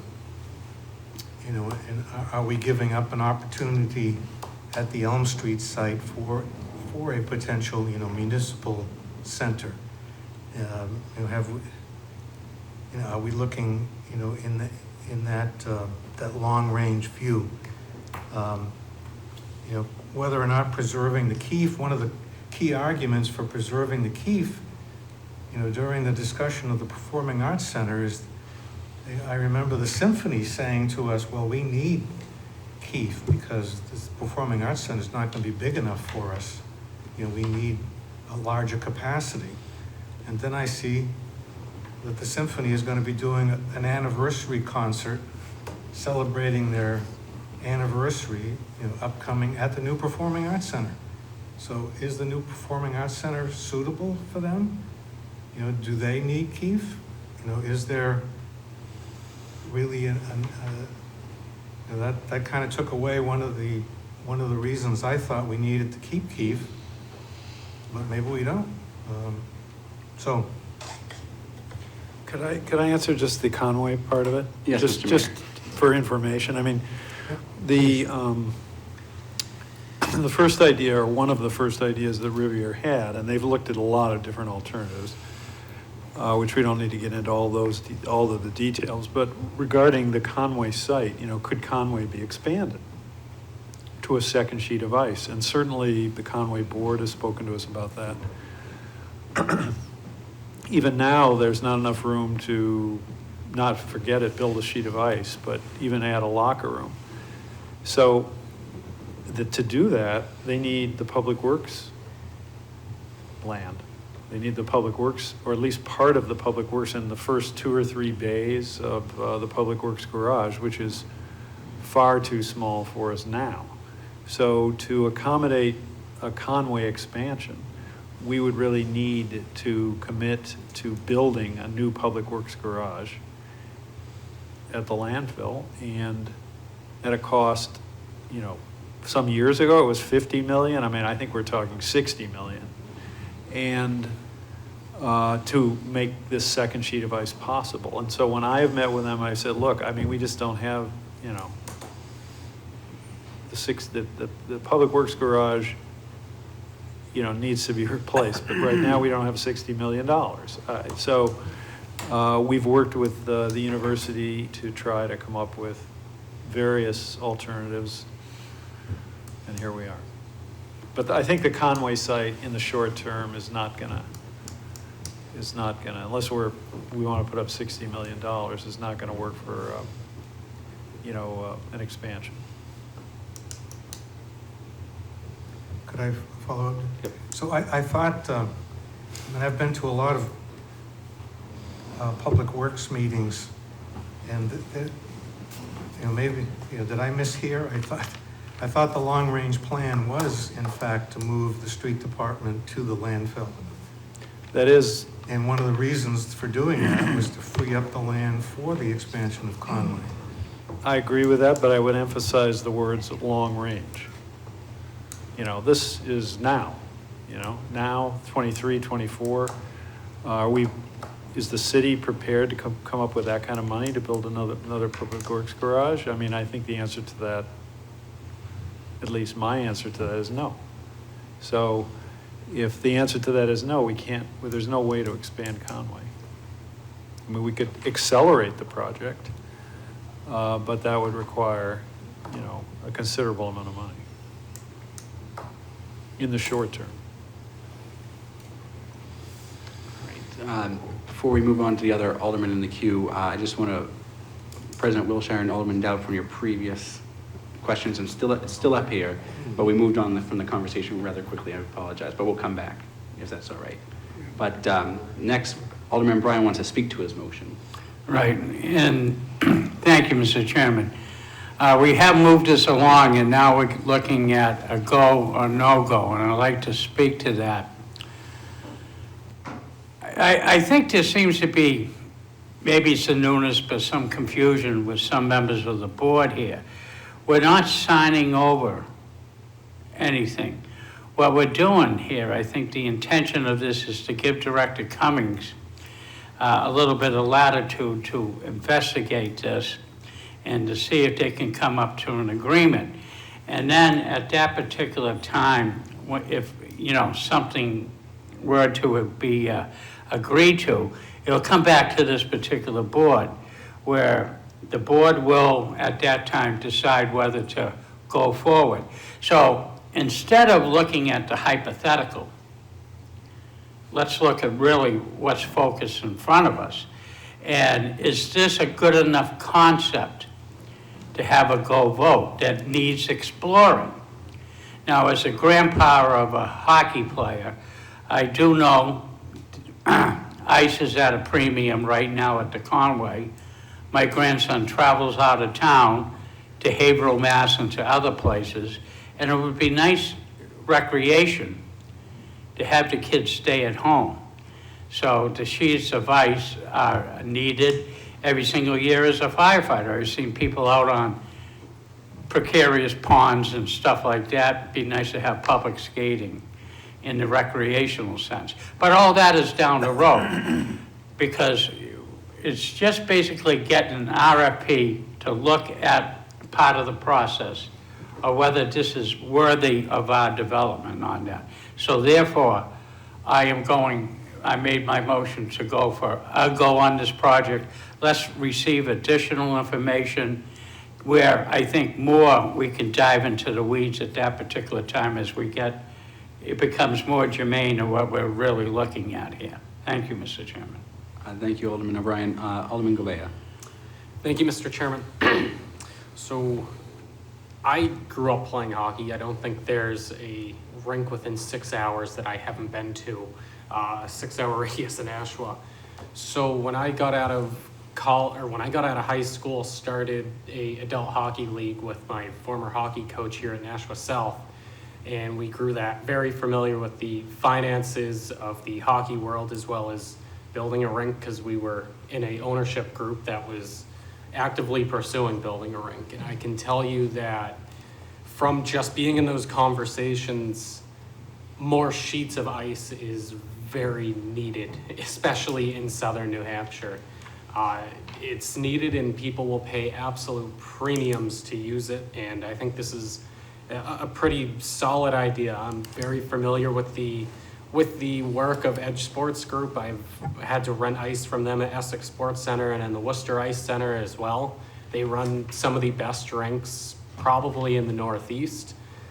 So I've had to do a lot of dealings with them. And to put in the perspective, when I got bought out about 1.5 years ago from the company, and when I left, we were doing close to $2 million in rentals a year from different rinks in both Massachusetts, New Hampshire, and Maine. And we couldn't find enough. We would snatch up anything we could find. I know there's a big need for rinks, especially in Nashua, where we would have teams that would have to go up to either Hooksett or they would go down to Salem just because the league we ran out of Conway only had, I think, 4 or 5 sheets a week that we could use. So having these sheets here would be good, and I know there's industry in New Hampshire that would definitely take advantage more than just what the college does itself. I think looking at the versions that we were looking at, I think I really like the first version, especially if we could keep that green space out in front. I think it kind of is a good happy medium with everything. It keeps some new housing in there.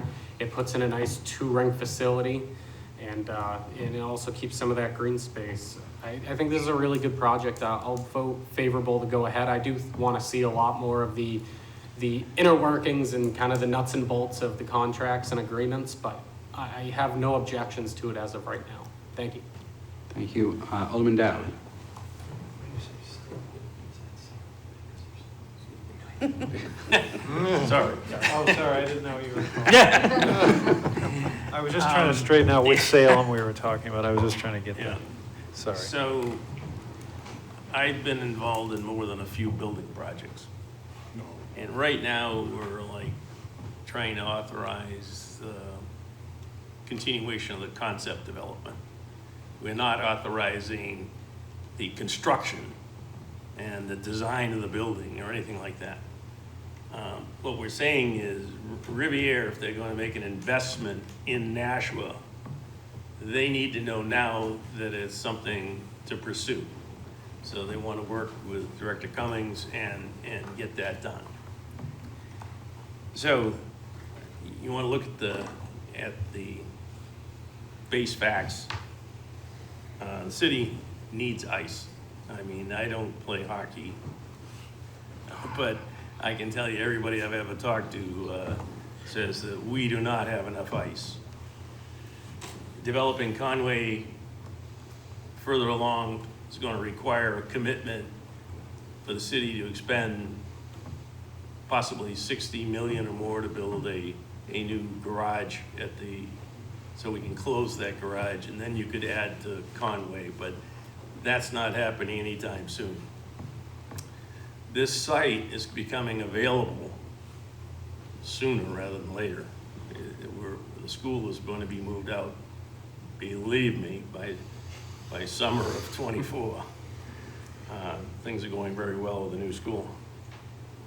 This is an opportunity to develop a partnership with somebody that does an outstanding job with facilities, and if you've been down to Riviera University, they've done an amazing job. I've been in most of the buildings and they are just outstanding.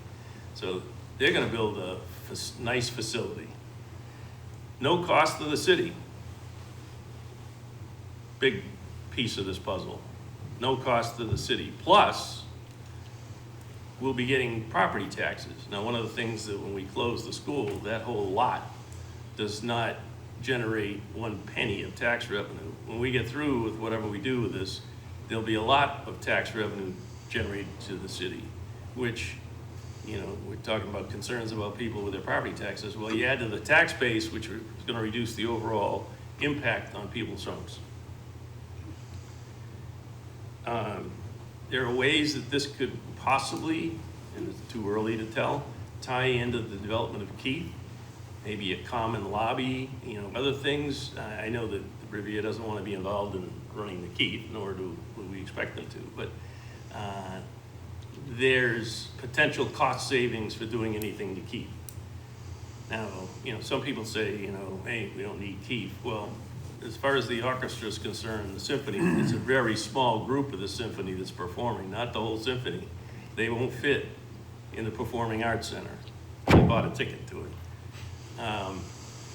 And 87 years ago, almost 88 years ago, the city developed the Keefe Auditorium with its capacity and its capabilities for the city of Nashville. We've grown. You can't perform what I'll call large stage events at the Performing Arts Center. It's a small stage event place. Very limited flies, which is being able to raise and lower things to the stage. Keefe has that ability, and it's been upgraded not too long ago. So if we can retain Keefe at a reasonable price, and maybe tying in with this reduces that price significantly, it's something we ought to consider by passing the motion that's on the floor tonight. And I also feel that Riviera University is a major asset to Nashville, and moving some of their activities downtown, much like in Manchester is done with SNU and St. Anselm's, move some of the stuff downtown so there's a better tie-in to the city with the university. I think it's an outstanding idea. I think tonight what we're doing is we're saying, Director Cummings, tell Riviera we're interested in them developing here and start working with Riviera. There'll be a lot of decisions to be made. They'll have to come back to us when those decisions are made. We're not authorizing to build a building tonight by any stretch of the imagination. There's a lot of more hurdles to go through, trust me. When you're building a building, there's 5 sets of drawings that you have to go through with approvals before you start putting a shovel in the ground. But anyway, I think it's extremely worthwhile project, and I think we ought to give Director Cummings the go-ahead to invest with Riviera on this project. I mean, how many opportunities do we get to bring in a need for the city and at no cost and actually generate revenue and meet the needs of the citizens of Nashville? I mean, I don't see the downside. President Wilshire? Thank you.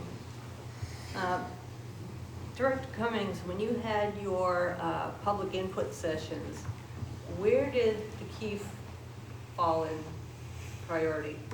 Great question, if I may, Mr. Chair. Go ahead. So I would say the feedback we've gotten to date is 50-50. We've had, I think, between the feedback at the town hall forums, I think from the surveys, I think from our engagement, I can represent to you that there seems to be a sentiment of 50-50 relative to quote-unquote preservation of the Keefe. The second question to that is how much of the city willing to put their tax dollars into that preservation and how much is something that we're still trying to assess, but it does seem to be, there seems to be a ceiling there, is what I would say. So I think that there's an appetite to preserve the Keefe. I think that there would be a limited appetite for a large construction project, but if we could, through a creative public-private partnership, have a limited appetite to use some city taxpayer resources, then the answer would be yes. I don't know if that's responsive to your question. It does. On the third option you had, was the Keefe not there? No, nope, the Keefe was there. It was was there. Yeah, the historic building was gone. Okay. So Just the Keefe school. was there. So just preserving the Keefe as a Okay. standalone. I actually liked that third option. That was my favorite option. It gave green space, housing, the Keefe, and the ice rink. So I would be very much in favor of that third option, and I'd be okay with the go-ahead, so, Thank you. thank you. All right, Alderman Sullivan.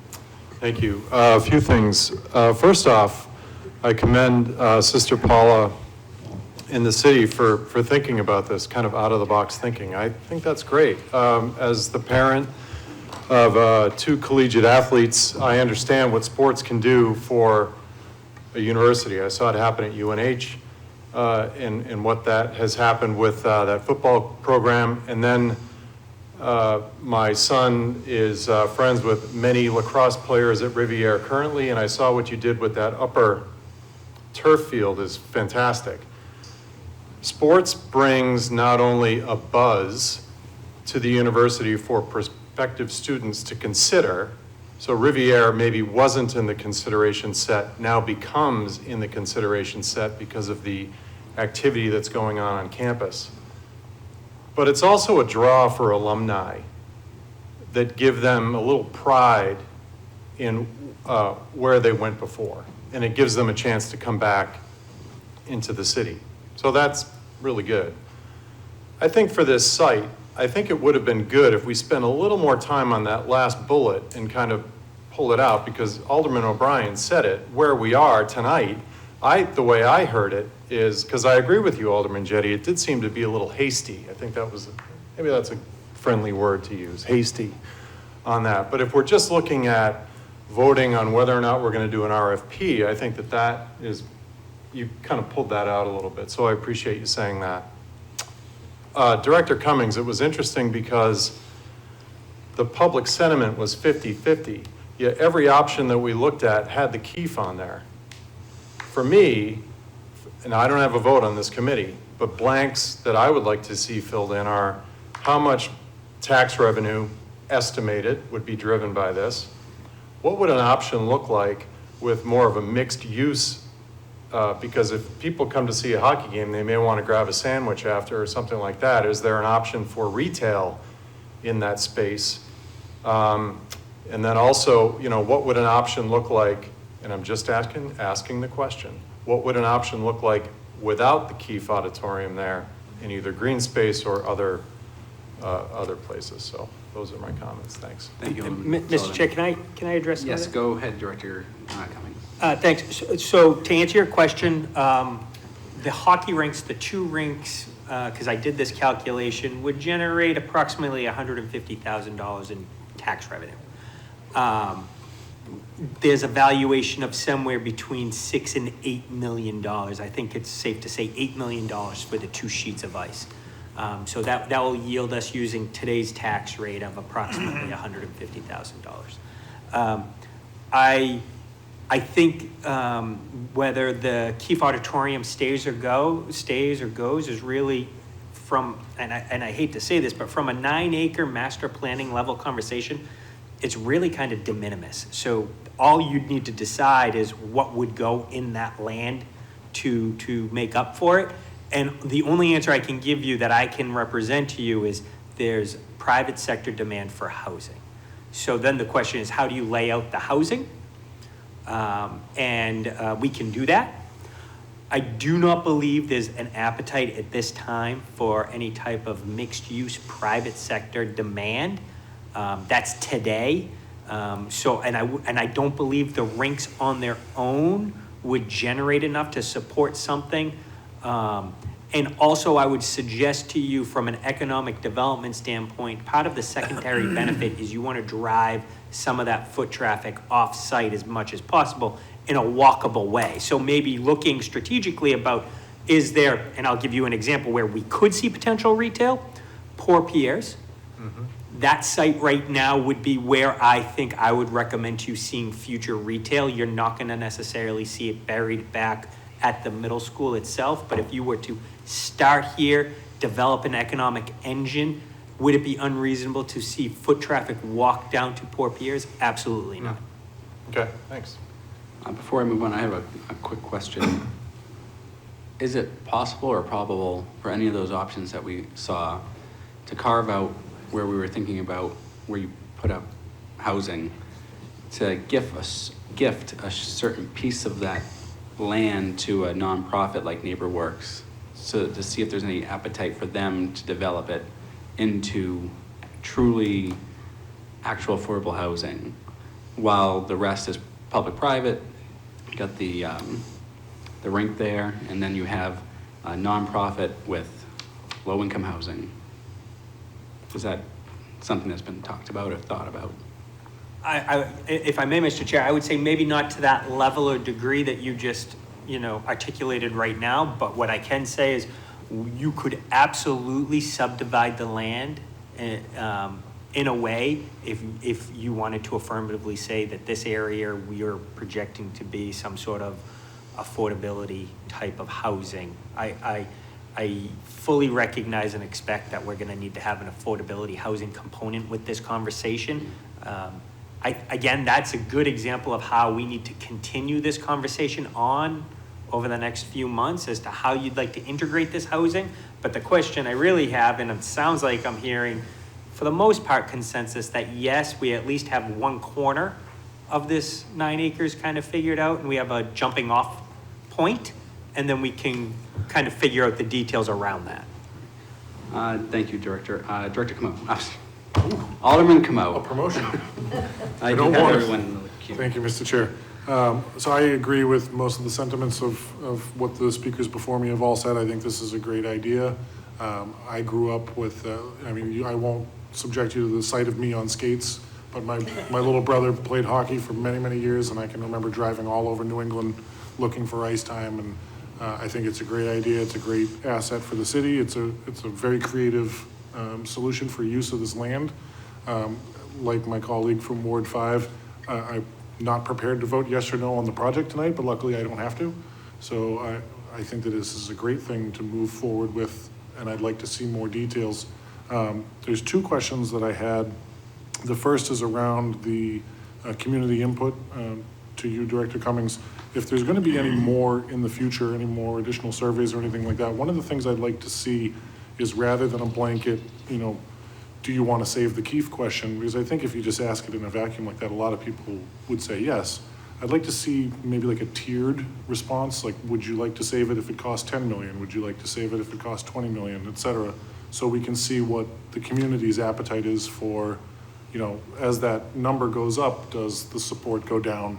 That way, when we get an idea of what it will cost, we have an idea of what this level of support is for that. And then the second question that I have is either for you, Director Cummings, or possibly for Sister Paula, is that in a worst case scenario, say 10 years from now, Riviere decides that the hockey program's not successful and they want to discontinue it, what happens to the building and the use of it? Director Cummings.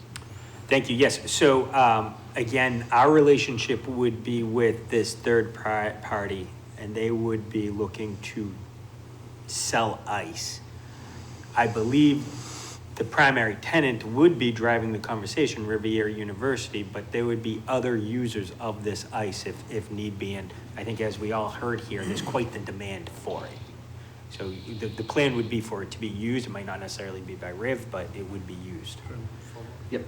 So in that instance, should the worst happen, that the company, the third-party company would just continue to operate it and sell off the ice space, just no longer with the primary user? Right. Okay, thank you. Alderman Tebow? Thank you, Mr. Chairman. I get to vote on it, so that's, I'm excited about it. I think it's a different type of plan and something I wasn't expecting. And I think it's okay that it's put on us because, I mean, that's, when else are we gonna hear about it? I mean, this is when we're gonna hear about these type of things. As far as the Keefe and the symphony, they have an orchestra pit, and I think that's critical to having all your symphony there, because you can put people down in the orchestra pit, and I think that's the difference between the Performing Arts Center that doesn't have that pit.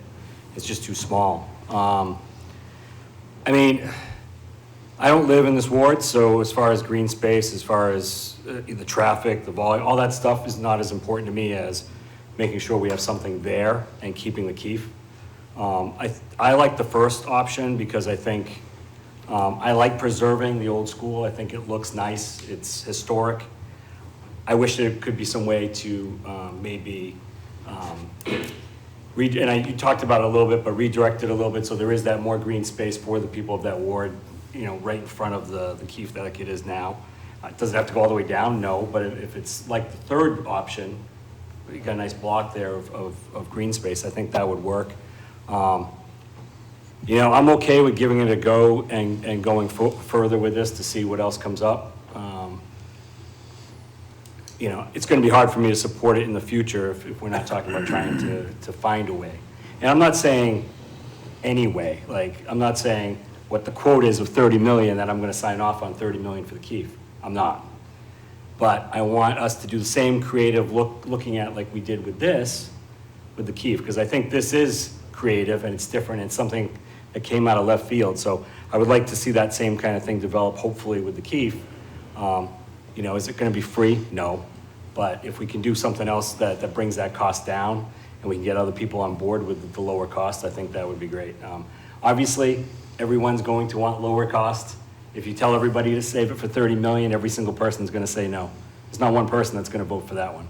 But if you're coming down, you're going to see people more apt to want to keep it because it's needed. And you'll see the arts people come out and support that. And so I think it's important that we keep that going as well and we don't lose sight of that because we're trying to develop this one. But I'm good with going forward with this. I think it's a good thing.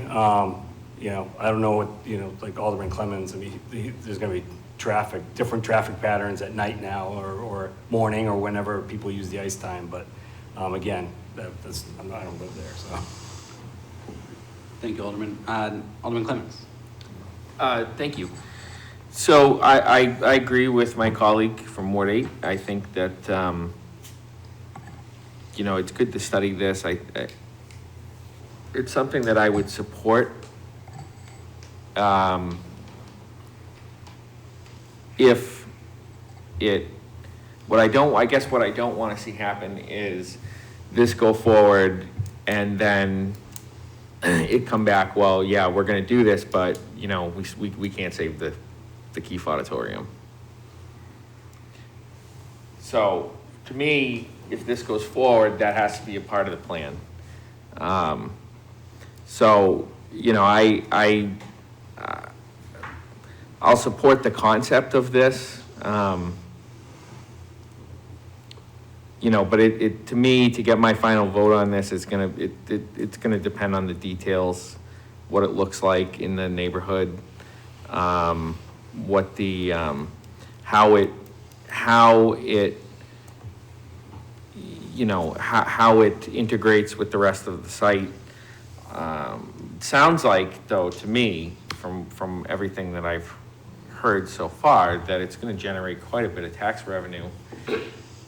Obvious need for the ice time. I think it'll be good for the university. I think it'll be good for the community if it can happen. So there's a lot of positives. And if we can somehow tie that to preserve the Keefe, by using some of that tax revenue to do so, or, then there's a need there too. We have, hopefully, there's other partners that would be interested in running the Keefe. I know that, Spectacle is doing the Performing Arts Center right now, and hopefully, it looks like they're off to a successful start. So hopefully, by doing this and starting off and with this plan, more conversations can happen with the private sector, and different, things can come up, and maybe that's an opportunity for them. And if they're successful with the Performing Arts Center downtown, maybe that's something else that they would want to take on as well. And so I will support the motion. I think it's a good, I think there's a lot of positives behind it. But again, I'm not going to commit completely one way or the other until I see everything, and I think that's a fair position for any alderman to take. So, but I will support going forward and exploring this. Alderman Lopez and Alderman Clayton. So I don't have a vote on this committee, joint committee, actually. I picked the two committees, not either one. But if I went before the board, I would certainly support it. Housing is a priority for me. Workforce housing, low-income housing. I don't confuse those things with affordable housing. And I think our city, as much as we've put effort into trying to turn the tide of that, we're still well short of the need in the community. Personally, looking at green space and prioritizing that as a policy over housing at a time where there are people across the street from here who are going to be unsheltered, and Manchester is making national news for their overpopulation of green spaces, it seems a little tone deaf. I have never seen anybody having picnics on that lawn, but that doesn't mean that there aren't anybody. But it is a fact that the Rotary Commons is on the other side of the street from there, and we wouldn't be removing all the green space. I think neighbors there, and I absolutely anticipate going out to find out what their opinions are and what their feelings are on this, probably wouldn't mind having a major amenity like that in their area, as long as it's well designed and as long as it's there's reasonable parking, so they're not looking at traffic jams. They might want to live there, because I think there's a number of people there who are in somewhat subdivided housing things that are really just working professionals that are there for their jobs, and they would love an amenity like that. So I think those are some things to consider. I want to see more low-income housing and workforce housing. If NeighborWorks or the Housing Authority make a bid and have an idea and make a pitch as Riviere has, I will support that. And I think we do need to continue to work that aspect of it. But looking at the presentation tonight and the motion that Alderman O'Brien made to consider this particular partnership a direction to go in, I think it's novel, and I think it's important to consider. I think we saw the value of the National Performing Arts Center as an economic anchor downtown, and having a more diverse range of downtown amenities is going to help that whole area and ultimately the city as more people come in and catch a show and maybe a game or whatever. So I think there's a lot of value in offering more than just the Performing Arts Center. I do think from the experience that I've had with the Performing Arts Center, the branding was a little bit off because it was pitched so hard as Performing Arts Center. We spent the first couple of years trying to explain to people that the Court Street Theater was really what we're talking about for local community arts, and the Performing Arts Center was something more like an event center. So with that in mind, I like this idea because hockey is important to Riviere. They're trying to buy ice time, but they're also working with a company that evidently can create a multi-use space that wouldn't just be limited by soccer. By hockey. We already know soccer could be a thing. I grew up in Concord, so I see how the Everett Arena has been used for everything from trade shows to musical performances. There's all kinds of potential uses there. So I think that should be considered too, that not only is this a different kind of amenity for downtown that brings in a pretty large population, but it is multi-use. And then finally, I would encourage the planning and economic development side to consider the value of having Riviere's alumni and students more involved in the Nashua community. We hear regularly, and I think we all hear, that the hospitals are understaffed and there's nationwide nursing shortages. We know that our school system is looking for paraprofessionals, is looking for teachers, and those are two specialties that Riviera does really, really well. Having those students coming downtown and getting to know the Nashua area is of tremendous benefit to it, because that's why I'm here. I was one of the students who did come downtown and did get to know the community and did get to know Nashua and stayed here. And I can say from firsthand experience at that time, I was definitely an anomaly. A lot of the students there didn't really know how to go downtown. They weren't going to try to get on the bus or any of that kind of stuff. They weren't explorers, but if they're going down to see their friends playing a hockey game, or if they're on the hockey team and maybe they want to go to the subway around the corner or the Wingstop or whatever, they start to get to know the area and they start to branch out from there. And I know I've talked about the economic value of putting more housing in that area and having people be able to live there and add to the tax base. And I've talked about the value of having a major new diversity of amenity, but the people is really where the value is. Getting Riviera more into the other parts of Nashua is going to benefit Nashua over the long term. So I would support this if I had a vote. Thank you. And I just want to add, they also have a very excellent clinical mental health program. Alderman Clee. Thank you, Mr. Chairman. I've been listening to everybody, and I, again, much like Alderman Lopez, I don't have a vote on this committee. Two committees and neither one of us are on it, which is a good thing. But I did want to make a number of comments. I think you really should move forward with an RFP. It doesn't commit anybody to anything other than it allows you to say there's an appetite for it and the consideration of moving forward. I would not like multi-use on that because I would like to get people, much like what Alderman Lopez said, to go there for the hockey, but then to go downtown and go to those restaurants. And a perfect example of it is I have a colleague up in Concord whose son-in-law played at Holman Stadium. And every time he pitched, or they would come and watch, and then they would go downtown, or they would go over towards the mall and eat over that way. And his daughter was going to Riviera College, and he would send me messages, where should we eat? What should we do? And I was sending him everywhere just so that they could get a flavor of what Nashua was. And he came back and said, wow, Nashua is really great. He really liked that. So I like the idea that they have to go for one place, but then they've got to go hunting for the food. And let's face it, it's close. It's close to that area.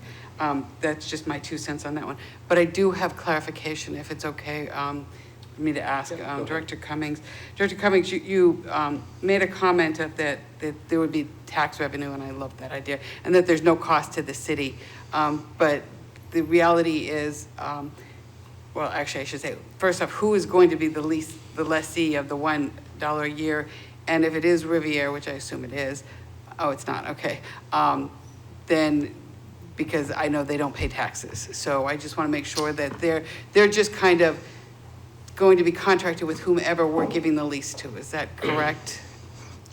Director Cummings? Yes, thank you, if I may, Mr. Chair. So, great question. First, I want to suggest that it's not predisposed that we're going to go with this Edge Sports Group, though I would suggest that they are a likely respondent to an RFP, and we recognize that they have an interest, and we need to work through a lot of details. But with that being said, they or anyone else would respond to an RFP. That respondent could be a private sector entity, and in fact, I would suggest it be a private sector entity and or a nonprofit, but that nonprofit may not be a 501c3, that charitable status. They would enter into a lease arrangement with the city of Nashua where they would lease the basically it would be a ground lease, and then they would have the obligation to do the build out and manage the facility. And then through state law, it's non-negotiable. We have to tax them at our standard tax rate, and they would have to pay us the tax revenue, and that would be how the deal would be structured. Then they, whoever that third party is, would have individual unique relationships with all the users of the ice. And they would, sell ice, and they would have some large users of ice, and they would have some not so large users of ice. And then I would suggest part of the lease agreement would be a community benefits section where we as a city would affirmatively outline what our expectations were for reservation of ice time for free skate or for reduced ice. One of my biggest concerns, and I flagged this very early on, and I would write this into the RFP, nothing is more infuriating to me when I talk to some of my peers and colleagues at other towns when they say, oh yeah, we have an ice rink, and I say, when's your free ice time? And they say, oh, Thursday at 2 a.m. So that's, and so very much that will be in the back of my mind, if it's the appetite of this body to charge me, to start having that level of detail of conversation, and then we can come back to you and hopefully outline something that folks would be supportive of. Thank you.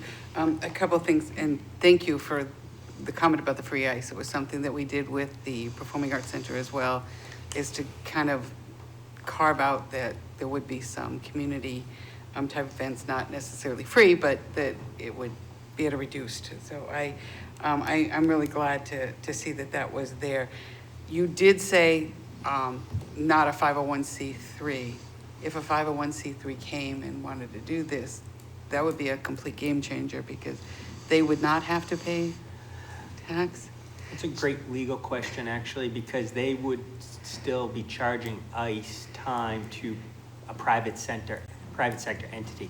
My point, so I don't know to answer your question, but my point would be, we would be setting this as a standard fundamental framework of the deal structure, that we have an expectation that taxes would be paid. Okay, thank you very much. I really appreciate that clarity. And then the other comment. Another follow-up? I'm sorry, I apologize, yes. I'm gonna have a couple. So the comment about green space, I personally like green space. I think it builds a stronger community, but I do understand the need also for housing too, so I'm not trying to negate that. But if we did have green space there, in order for the community to use it, it would have to be city-owned, correct? So in other words, one of the pictures you showed, there was a tiny small amount of green space. It might have been 1 or 2 in front of the apartments, but that would be owned by whoever purchased that parcel of property. And although it's green, it doesn't mean that the community could use it. Director Cummings? Yeah, we could retain it. I don't think we did not get to that level of detail, right? We haven't got to that point yet of design. I mean, I could answer your question a couple different ways. Ultimately, we could retain it. It could be public. It could be sold, and we could put an easement on top of it. So there's many ways to get to the same end result. The point, though, is you need to understand is there will be a reduction of the amount of housing that we're putting on the site. There'd be a reduction of the potential revenue that we would generate, and that's just the trade-off that we would have to be willing to take to have that open space.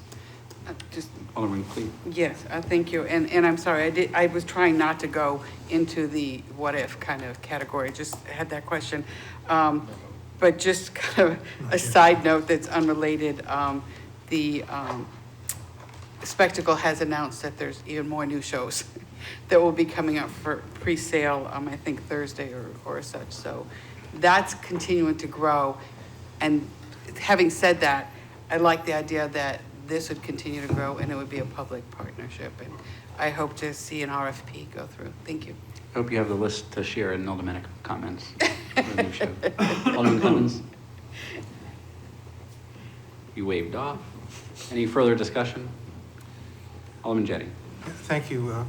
So for clarification, if you went out for, what you've got listed up there is talking about this, the city would enter into a strategic partnership with Rivier University, and the city and Rivier would issue a joint RFP seeking a developer for the 2 rinks, and then it provides an additional detail, I believe, that although they would pay taxes on the finished product, there would be no expectation that they would pay any kind of a lease payment. And I wonder if it makes sense to start with that and without, and just taking the possibility of that off the table. When I hear, people who spoke in favor of this talk about how profitable, hockey rinks are and what a demand there is for ice time, and I'm wondering why we would, just give up on that and allow this company to reap whatever profits they can, for as much ice time as they can rent, without expecting them to, share any part of that profit. The real estate taxes are just real estate taxes. They can make millions of dollars. That doesn't necessarily increase their real estate taxes. So wouldn't it make more sense to leave the possibility of asking for a lease payment in the proposal? Director Cummings? Thank you, Mr. Chair. So it's a really good point that you're making, Alderman Jettie, and so I'm going to answer your question a few ways. So first and foremost, I actually wrote this very specifically to suggest that I actually would write it so we could avail ourselves of the opportunity to try to charge for a lease. I want to set the expectation affirmatively with you going into this conversation, so you don't, after we spend 6 months putting this together and we come before you and then you and others are horrified that they are not paying a lease. And so I needed to get ahead of that. And the bigger thing is I very much could have had this conversation in non-public, but I really thought strategically we have this conversation now in public to be transparent so everyone can understand what's going on. This is something that I struggled with over the last few weeks because of the points that you're making right now. And really I'm putting the city at a disadvantage because the only real opportunity we're going to have for competition is the unknown as to whether we're going to get additional proposals than just the one that we may potentially get, and that will be our leverage. So I'm not going to take my comments any further there, but I hear you loud and clear, and I do think we should try to always position the city to be as successful as possible. Thank you. Alderman Kamau? Yes, thank you, Mr. Chair. So regarding the lease payment, and this is just hypothetical, but I imagine that the third-party company, whoever that ends up being, is going to be responsible for the construction costs of the facility, and the trade-off with that is that's why we don't charge them at least maybe for X amount of years until they've recouped that money, and then it could be revisited in the future. But that's why you're not asking us for money right now. The trade-off would be they have to build the facility and then they get to use it. Mr. Mayor, do you want to answer? Yeah, that's correct. And I think the approximate cost of these 2 rinks is like $20 million. So we get $20 million on investment by someone that's not us. Alderman Clemens? And final, just to back up those previous 2 points, is we're not getting anything, right? And I think that's the bigger expectation. So whether or not, because I know that one of the previous speakers brought up, well, what if it's a nonprofit that wants to come in or whatever, right? So then, okay, well then that's when you go to the lease. And you say, okay, well, guess what? You're not going to pay taxes because you're a nonprofit, but we do want something out of this, right? So the expectation is there, and I have all the faith in the world that Director Cummings understands and knows that, and will make sure that that happens one way or the other. Any further discussion on the motion? All right. All those in favor say aye. Aye. All those opposed? Nay. 2 nays. All right. Do you have any further presentation? No, thank you, Mr. Chair. I want to make one motion. I would want to make a motion to direct Director Cummings and Economic Development to look into if there's a viability to give away a certain piece of the land to a nonprofit that would develop it into low-income housing. And I guess I'll speak to it. I think it's a good idea. I think if we put various types of housing in that area, besides just the affordability component to market housing, we have dedicated spot run by a nonprofit in a very, part of the town that's working class. I think it makes sense. And I think it at least give the economic development team a shot to look and see if there's any interest, if they have the land, if they want to develop it into a project. Great. Any discussion? Alderman Clemens? Yeah, just to speak to your motion, if I could, I'll support the motion as an idea, but again, any final detail, I'm going to reserve my right to say yea or nay, and the thing is like, I would not want to do that at the expense of us not being able to finance everything we want to do on that property. But I think it's a noble idea, and I think if it can be worked out, then we should look into it and do it one way or the other, even if it's in the sense that it's like a mixed use sort of like, and I know what you're saying is different, but even if to a more of a degree of sort of like a clock tower or something like that, so. Alderman Lopez? Yeah, I would just want to point out to some of the other aldermen, something we all know probably, but like 2 buildings over, NeighborWorks, as you know, a nonprofit of the design that's being discussed, is building and managing a site. And they generally do a very good job in Manchester of doing that particular function. And we already, we have plenty of experience in dealings with our housing authority too. So the real question of that isn't going to be whether they would fit in with the neighborhood or whether they would contribute or anything like that. It is likely to have an impact on the overall tax footprint, as my fellow alderman just pointed out. But how often are we going to have land that we aren't currently taxing come available for a nonprofit to do that? Everything else would be like a straight up net loss. So if not now, when? Alderman Cleave? Thank you. I agree. I think it's a noble idea. My only concern is we know Director Cummings is going to be transitioning out of that position. So are we putting this on him or the person coming in next? My motion can be just for the economic development team. Oh, I'm sure the person would He report is the to team. you. The mayor or his designee. Alderman Tebow? We do have some applicants, so we're going to be interviewing. Can't wait. Thank you, Mr. Chairman. Does this need a motion, or is it just like a question? Can you look into this? It feels weird to be an actual motion to ask for. I mean, I agree with it. I think as far as the idea of it, I think, real, true affordable housing is something that's completely needed in the city. So wherever we can find it, however way, nonprofit, whatever, any way we can find it, I think is a good idea. I don't know. I didn't know if it needed a motion, or we could just ask him to look into it, but I mean, I'll support it. I think the motion gives you a clear sense of the board's interest if it gets passed. Any further discussion? I do, if I may. Yes. So just to put a little additional context into this, I'm going to throw some ideas out there, and Mr. Chairman, you tell me if this is what you're thinking, because again, this will help provide direction. So you're thinking of, I'm going to use the word affordable housing, but clearly I'm hearing it's more of a workforce or low income. So I'm going to suggest to you that the units would be targeted for people at 60% of AMI, 50% of AMI, in that range. Is that?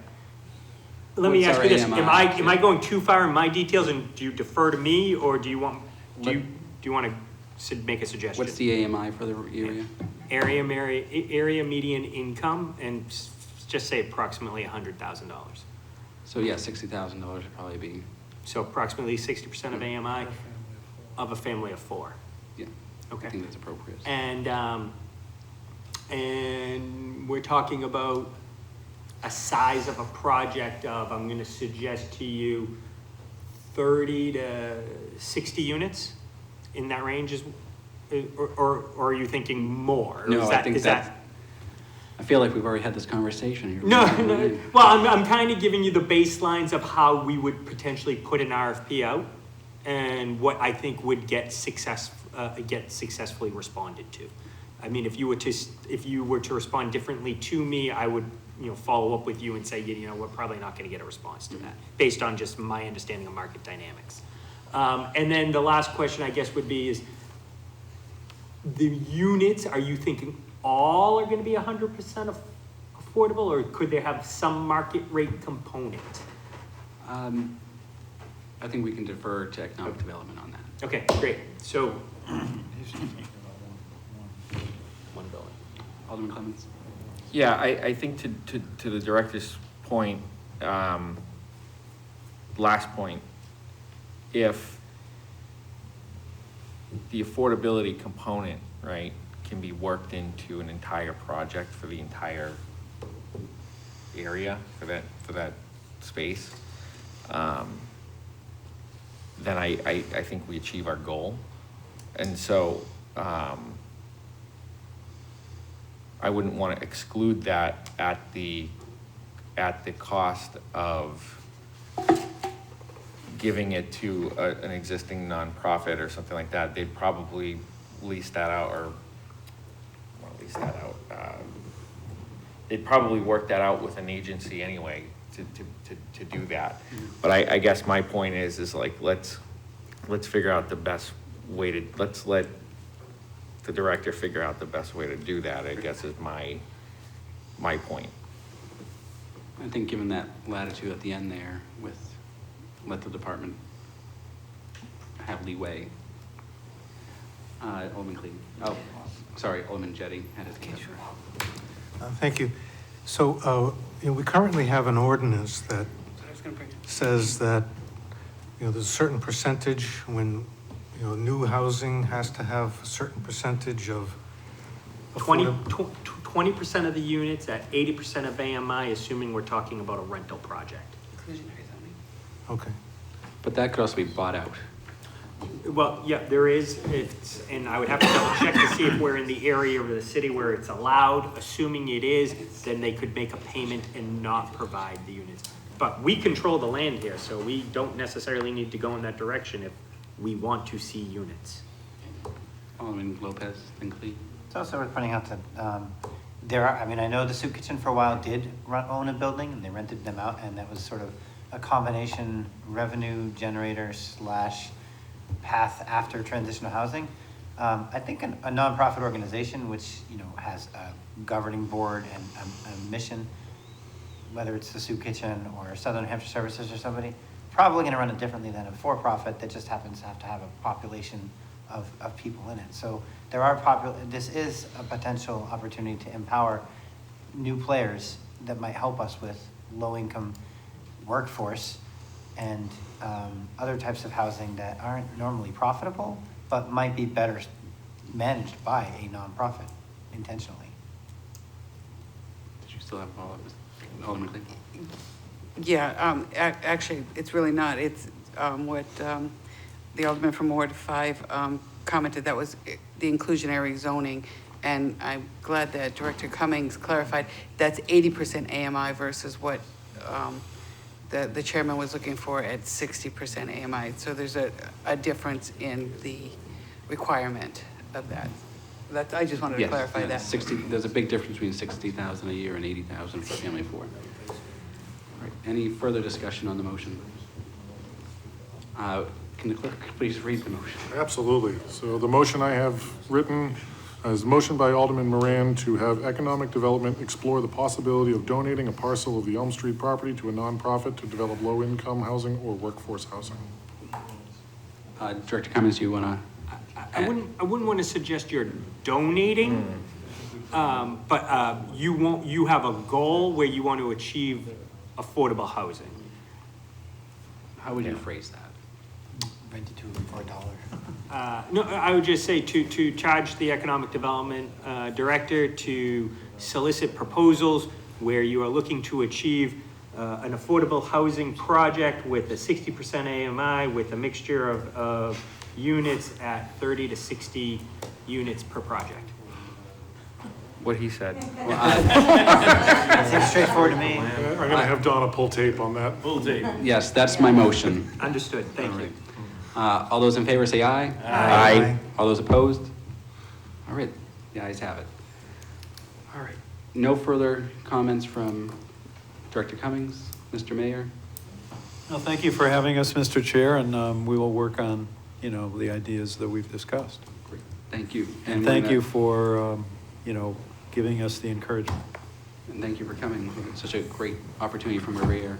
We'll wait to talk about the NIMCO property for the next joint session. General discussion. Alderman Dowd. I wasn't gonna bring this up in the previous discussion because I didn't want to muddy the waters and have us go down a rabbit hole. There's one piece of that whole square it's a triangular piece that's owned by a glass company. I think we ought to develop the project with that in mind. I mean, somebody that comes in to develop the project would have to buy it. The reason that was never used for the school is because when the school was built 88 years ago, that was an active railroad. So they didn't want anybody crossing the active railroad tracks. Those tracks aren't used anymore. So there's a possibility, maybe somebody builds a restaurant there and you got someplace you can go eat. I mean, but I think it ought to be at least taken into account. Understood. Any further general discussion? Public comment, anyone from the public? Come on up, state your name and address. So I'm Reverend Sally Newhall from, where do I live? 33 Digital Drive, Unit 308 here in Nashua. I'm here because I'm active and with some folks in Nashua who are really concerned about the Elm Street School property and what'll happen because it's the largest piece of property available for doing housing development in the city. I'm very excited about the proposal I heard tonight, but I have two requests. One is, I forgot one already, but the second one is, it's really hard for the public to figure out what's going to where Elm Street property is going to be discussed and by whom and what's happening. Could the city just have a web page on your website that just lets us know what's going on, and so that we would have known easily to show up tonight? It was fascinating to hear what you said tonight. It was exciting to hear the proposals you came up with. I think you do yourself a disservice by leaving us out of the conversation. And I remember my second question is, does that RF, whatever it is that like now go to the whole Board of Aldermen, or is like it's a done deal? I don't understand what you did tonight. But I want to say, I really appreciate all the care that all of you put into the conversation tonight and that you put into developing this with Sister Paula. I think it's exciting for the city. So, but is this it? Director Cummings, do you want to respond to that? Sure, if I may, Mr. Chair. So first and foremost, we do have a dedicated webpage to this project. It's off of the city's website. If you were to just Google Elm Street Middle School study, this would be the first link that would pop up, and all the various documents are there. Okay, couldn't find it. There you go. And then, secondly, we hear the comments about the affordable housing, and that is always going to be a sentiment and a tenet that is going to drive our conversation. But so then back to my question. So does the vote you made tonight about the RF, whatever, does that go to the whole Board of Aldermen? So it's a done deal tonight? So what we did tonight wasn't anything official in terms of technically, we don't need to seek that type of approval, but it's good from a process standpoint because we need to work cooperatively with one another. And when I say one another, I'm talking about the two different branches of our government here in the city. And so understanding that we're working in good faith with one another was this conversation here tonight, understanding the expectation and the parameters that both parties have, both branches have. But there wouldn't be, so typically what you're thinking about is the more traditional formalized process of a piece of legislation that would get a recommendation from a committee and then a full vote of the Board of Aldermen. This was more of a consensus gathering exercise to make sure that I wasn't ever misrepresenting anything. I hear you, but like some of the comments tonight, you're going to have a PR issue because a lot of people who've spent time responding to things about the Elm Street Middle School are going to feel really blindsided by this. And you don't need to respond. I but do want to just- respond to that. Okay. Because nothing is precluded from that conversation continuing. I want to make that abundantly clear. Okay. This was really a conversation tonight about Riviera University and whether we want to use one subsection of the land in a certain way for a certain purpose, in this case, hockey rinks. We need to continue having two conversations. One, the housing, and as you heard, there's mixture of opinions as to the type of housing we're gonna have, whether it's new construction, preservation of historic buildings, whether it's open space, whether it's, what we refer to as mid-rise housing as opposed to podium-type housing. These conversations are ongoing. What I would suggest is there's clearly consensus that we will have housing on the site. And that's a lot further than you'd get in a lot of other communities. So I give a lot of kudos to this community for at least affirmatively saying, yes, we need housing, and yes, we need affordable housing. So that's great. Now we're really having a conversation as to what type of housing. And I welcome that conversation.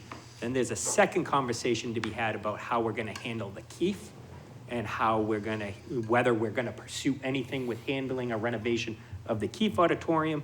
Those, in my mind, are the two open questions still at hand, and I would look forward to continuing conversations on that front. So you probably already thought of this, but if you had the ice rink people build the whole shared lobby section with the toilets and all that stuff and do the heating AC for both buildings, it would certainly bring down the cost of the Keefe. But you already probably had that idea because you think ahead about a lot of things.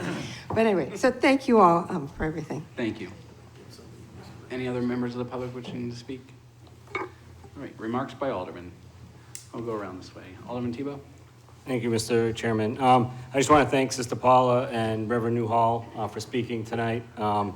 Usually in my Ward 8 newsletter, and you're one of my constituents, I would put the Elm Street stuff in there. I wasn't sure what we were talking about tonight, other than economic development giving us something, so. You're the reason I'm here. Oh, okay, I am? Okay, good.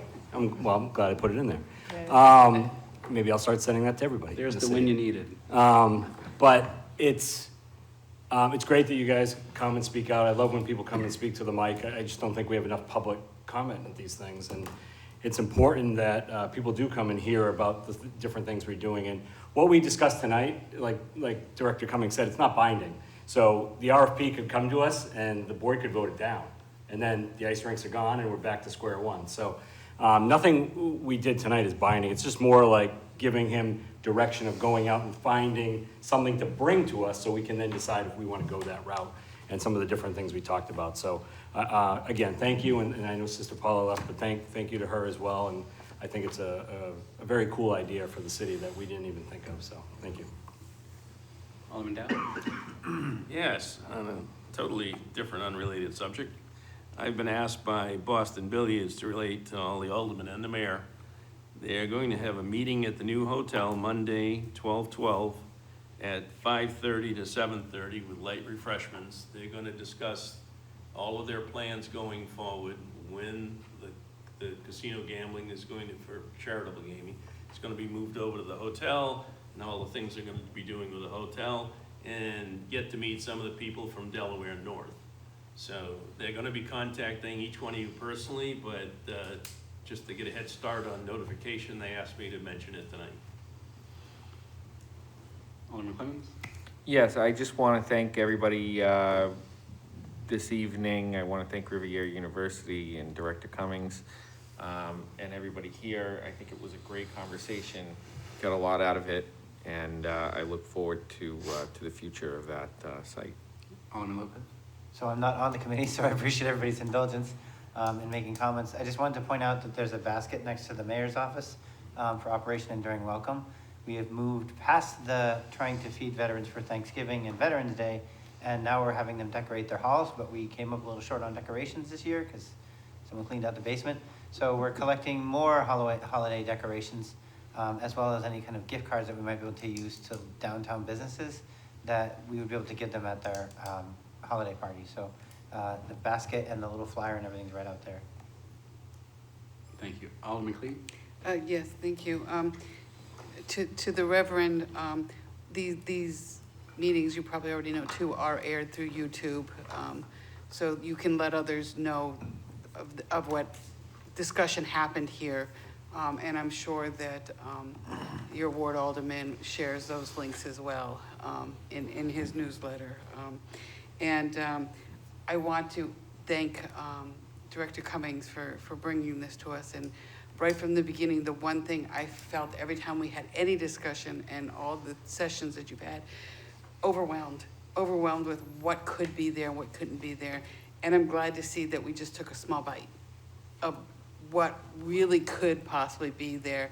And I think the small bites help most of us, including the community, understand what can happen without dismissing any conversation of what might or may not happen. So I think the small bites is very important. I know we have to look at the whole picture, but let's look at each corner and so on. And nothing said that the Keefe would or would not stay. And then, Mr. Chairman, if you'll indulge me, I'll announce some of the shows. Thank you.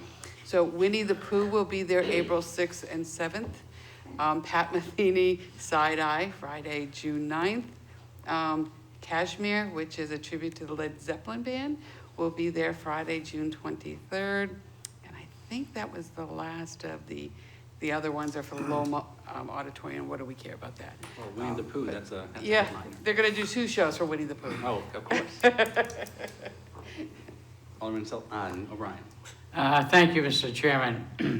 Every once in a while, somebody really impresses me, and I would just like to comment that we're in the midst of a fashion guru here this evening. I don't think I could allow us to go into adjournment if we don't recognize the holiday shirt. Nicely done, and I mean that. Very festive. Thank you so much. And tie. I have a few more for the rest of the meetings today.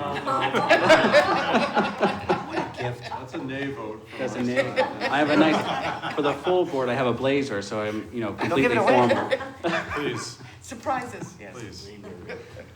No more comments. I'd like to just say that I'll leave the major comments for the full board, but thank you to everyone who expressed condolences to my family. I appreciate all the cards and the flowers and the kind statements that everyone has made to my wife, especially, who lost her father. And you guys have always outdo yourselves, and it always surprises me. I don't know if that's a good thing or not, but I do appreciate all the positive statements and well wishes that you sent our way. Also, I think tonight at 12:01, I'm no longer a state representative. Yep. And I look forward to celebrating that at exactly 12:01. It was a great honor to serve Ward 7 as a state rep, and I'm sure the same thing's happening to Alderwoman Clee, but Alderman O'Brien, we wish you the best of luck in next biennium. Thank you. Is there a motion? Yes. Sorry. Mr. Chair, quick point of order, just I want to make sure we don't get in trouble later on. I'd like to make a motion to accept and place on file the communication received in person tonight from Alderman Clee, so that gets added to the record. Without objection? All right, so added. All right, Alderman O'Brien? Thank you, Mr. Chairman. I'd like to make a motion to adjourn. All those in favor say aye. Aye. All those opposed? All right, the ayes have it. We are adjourned at 9:28 p.m.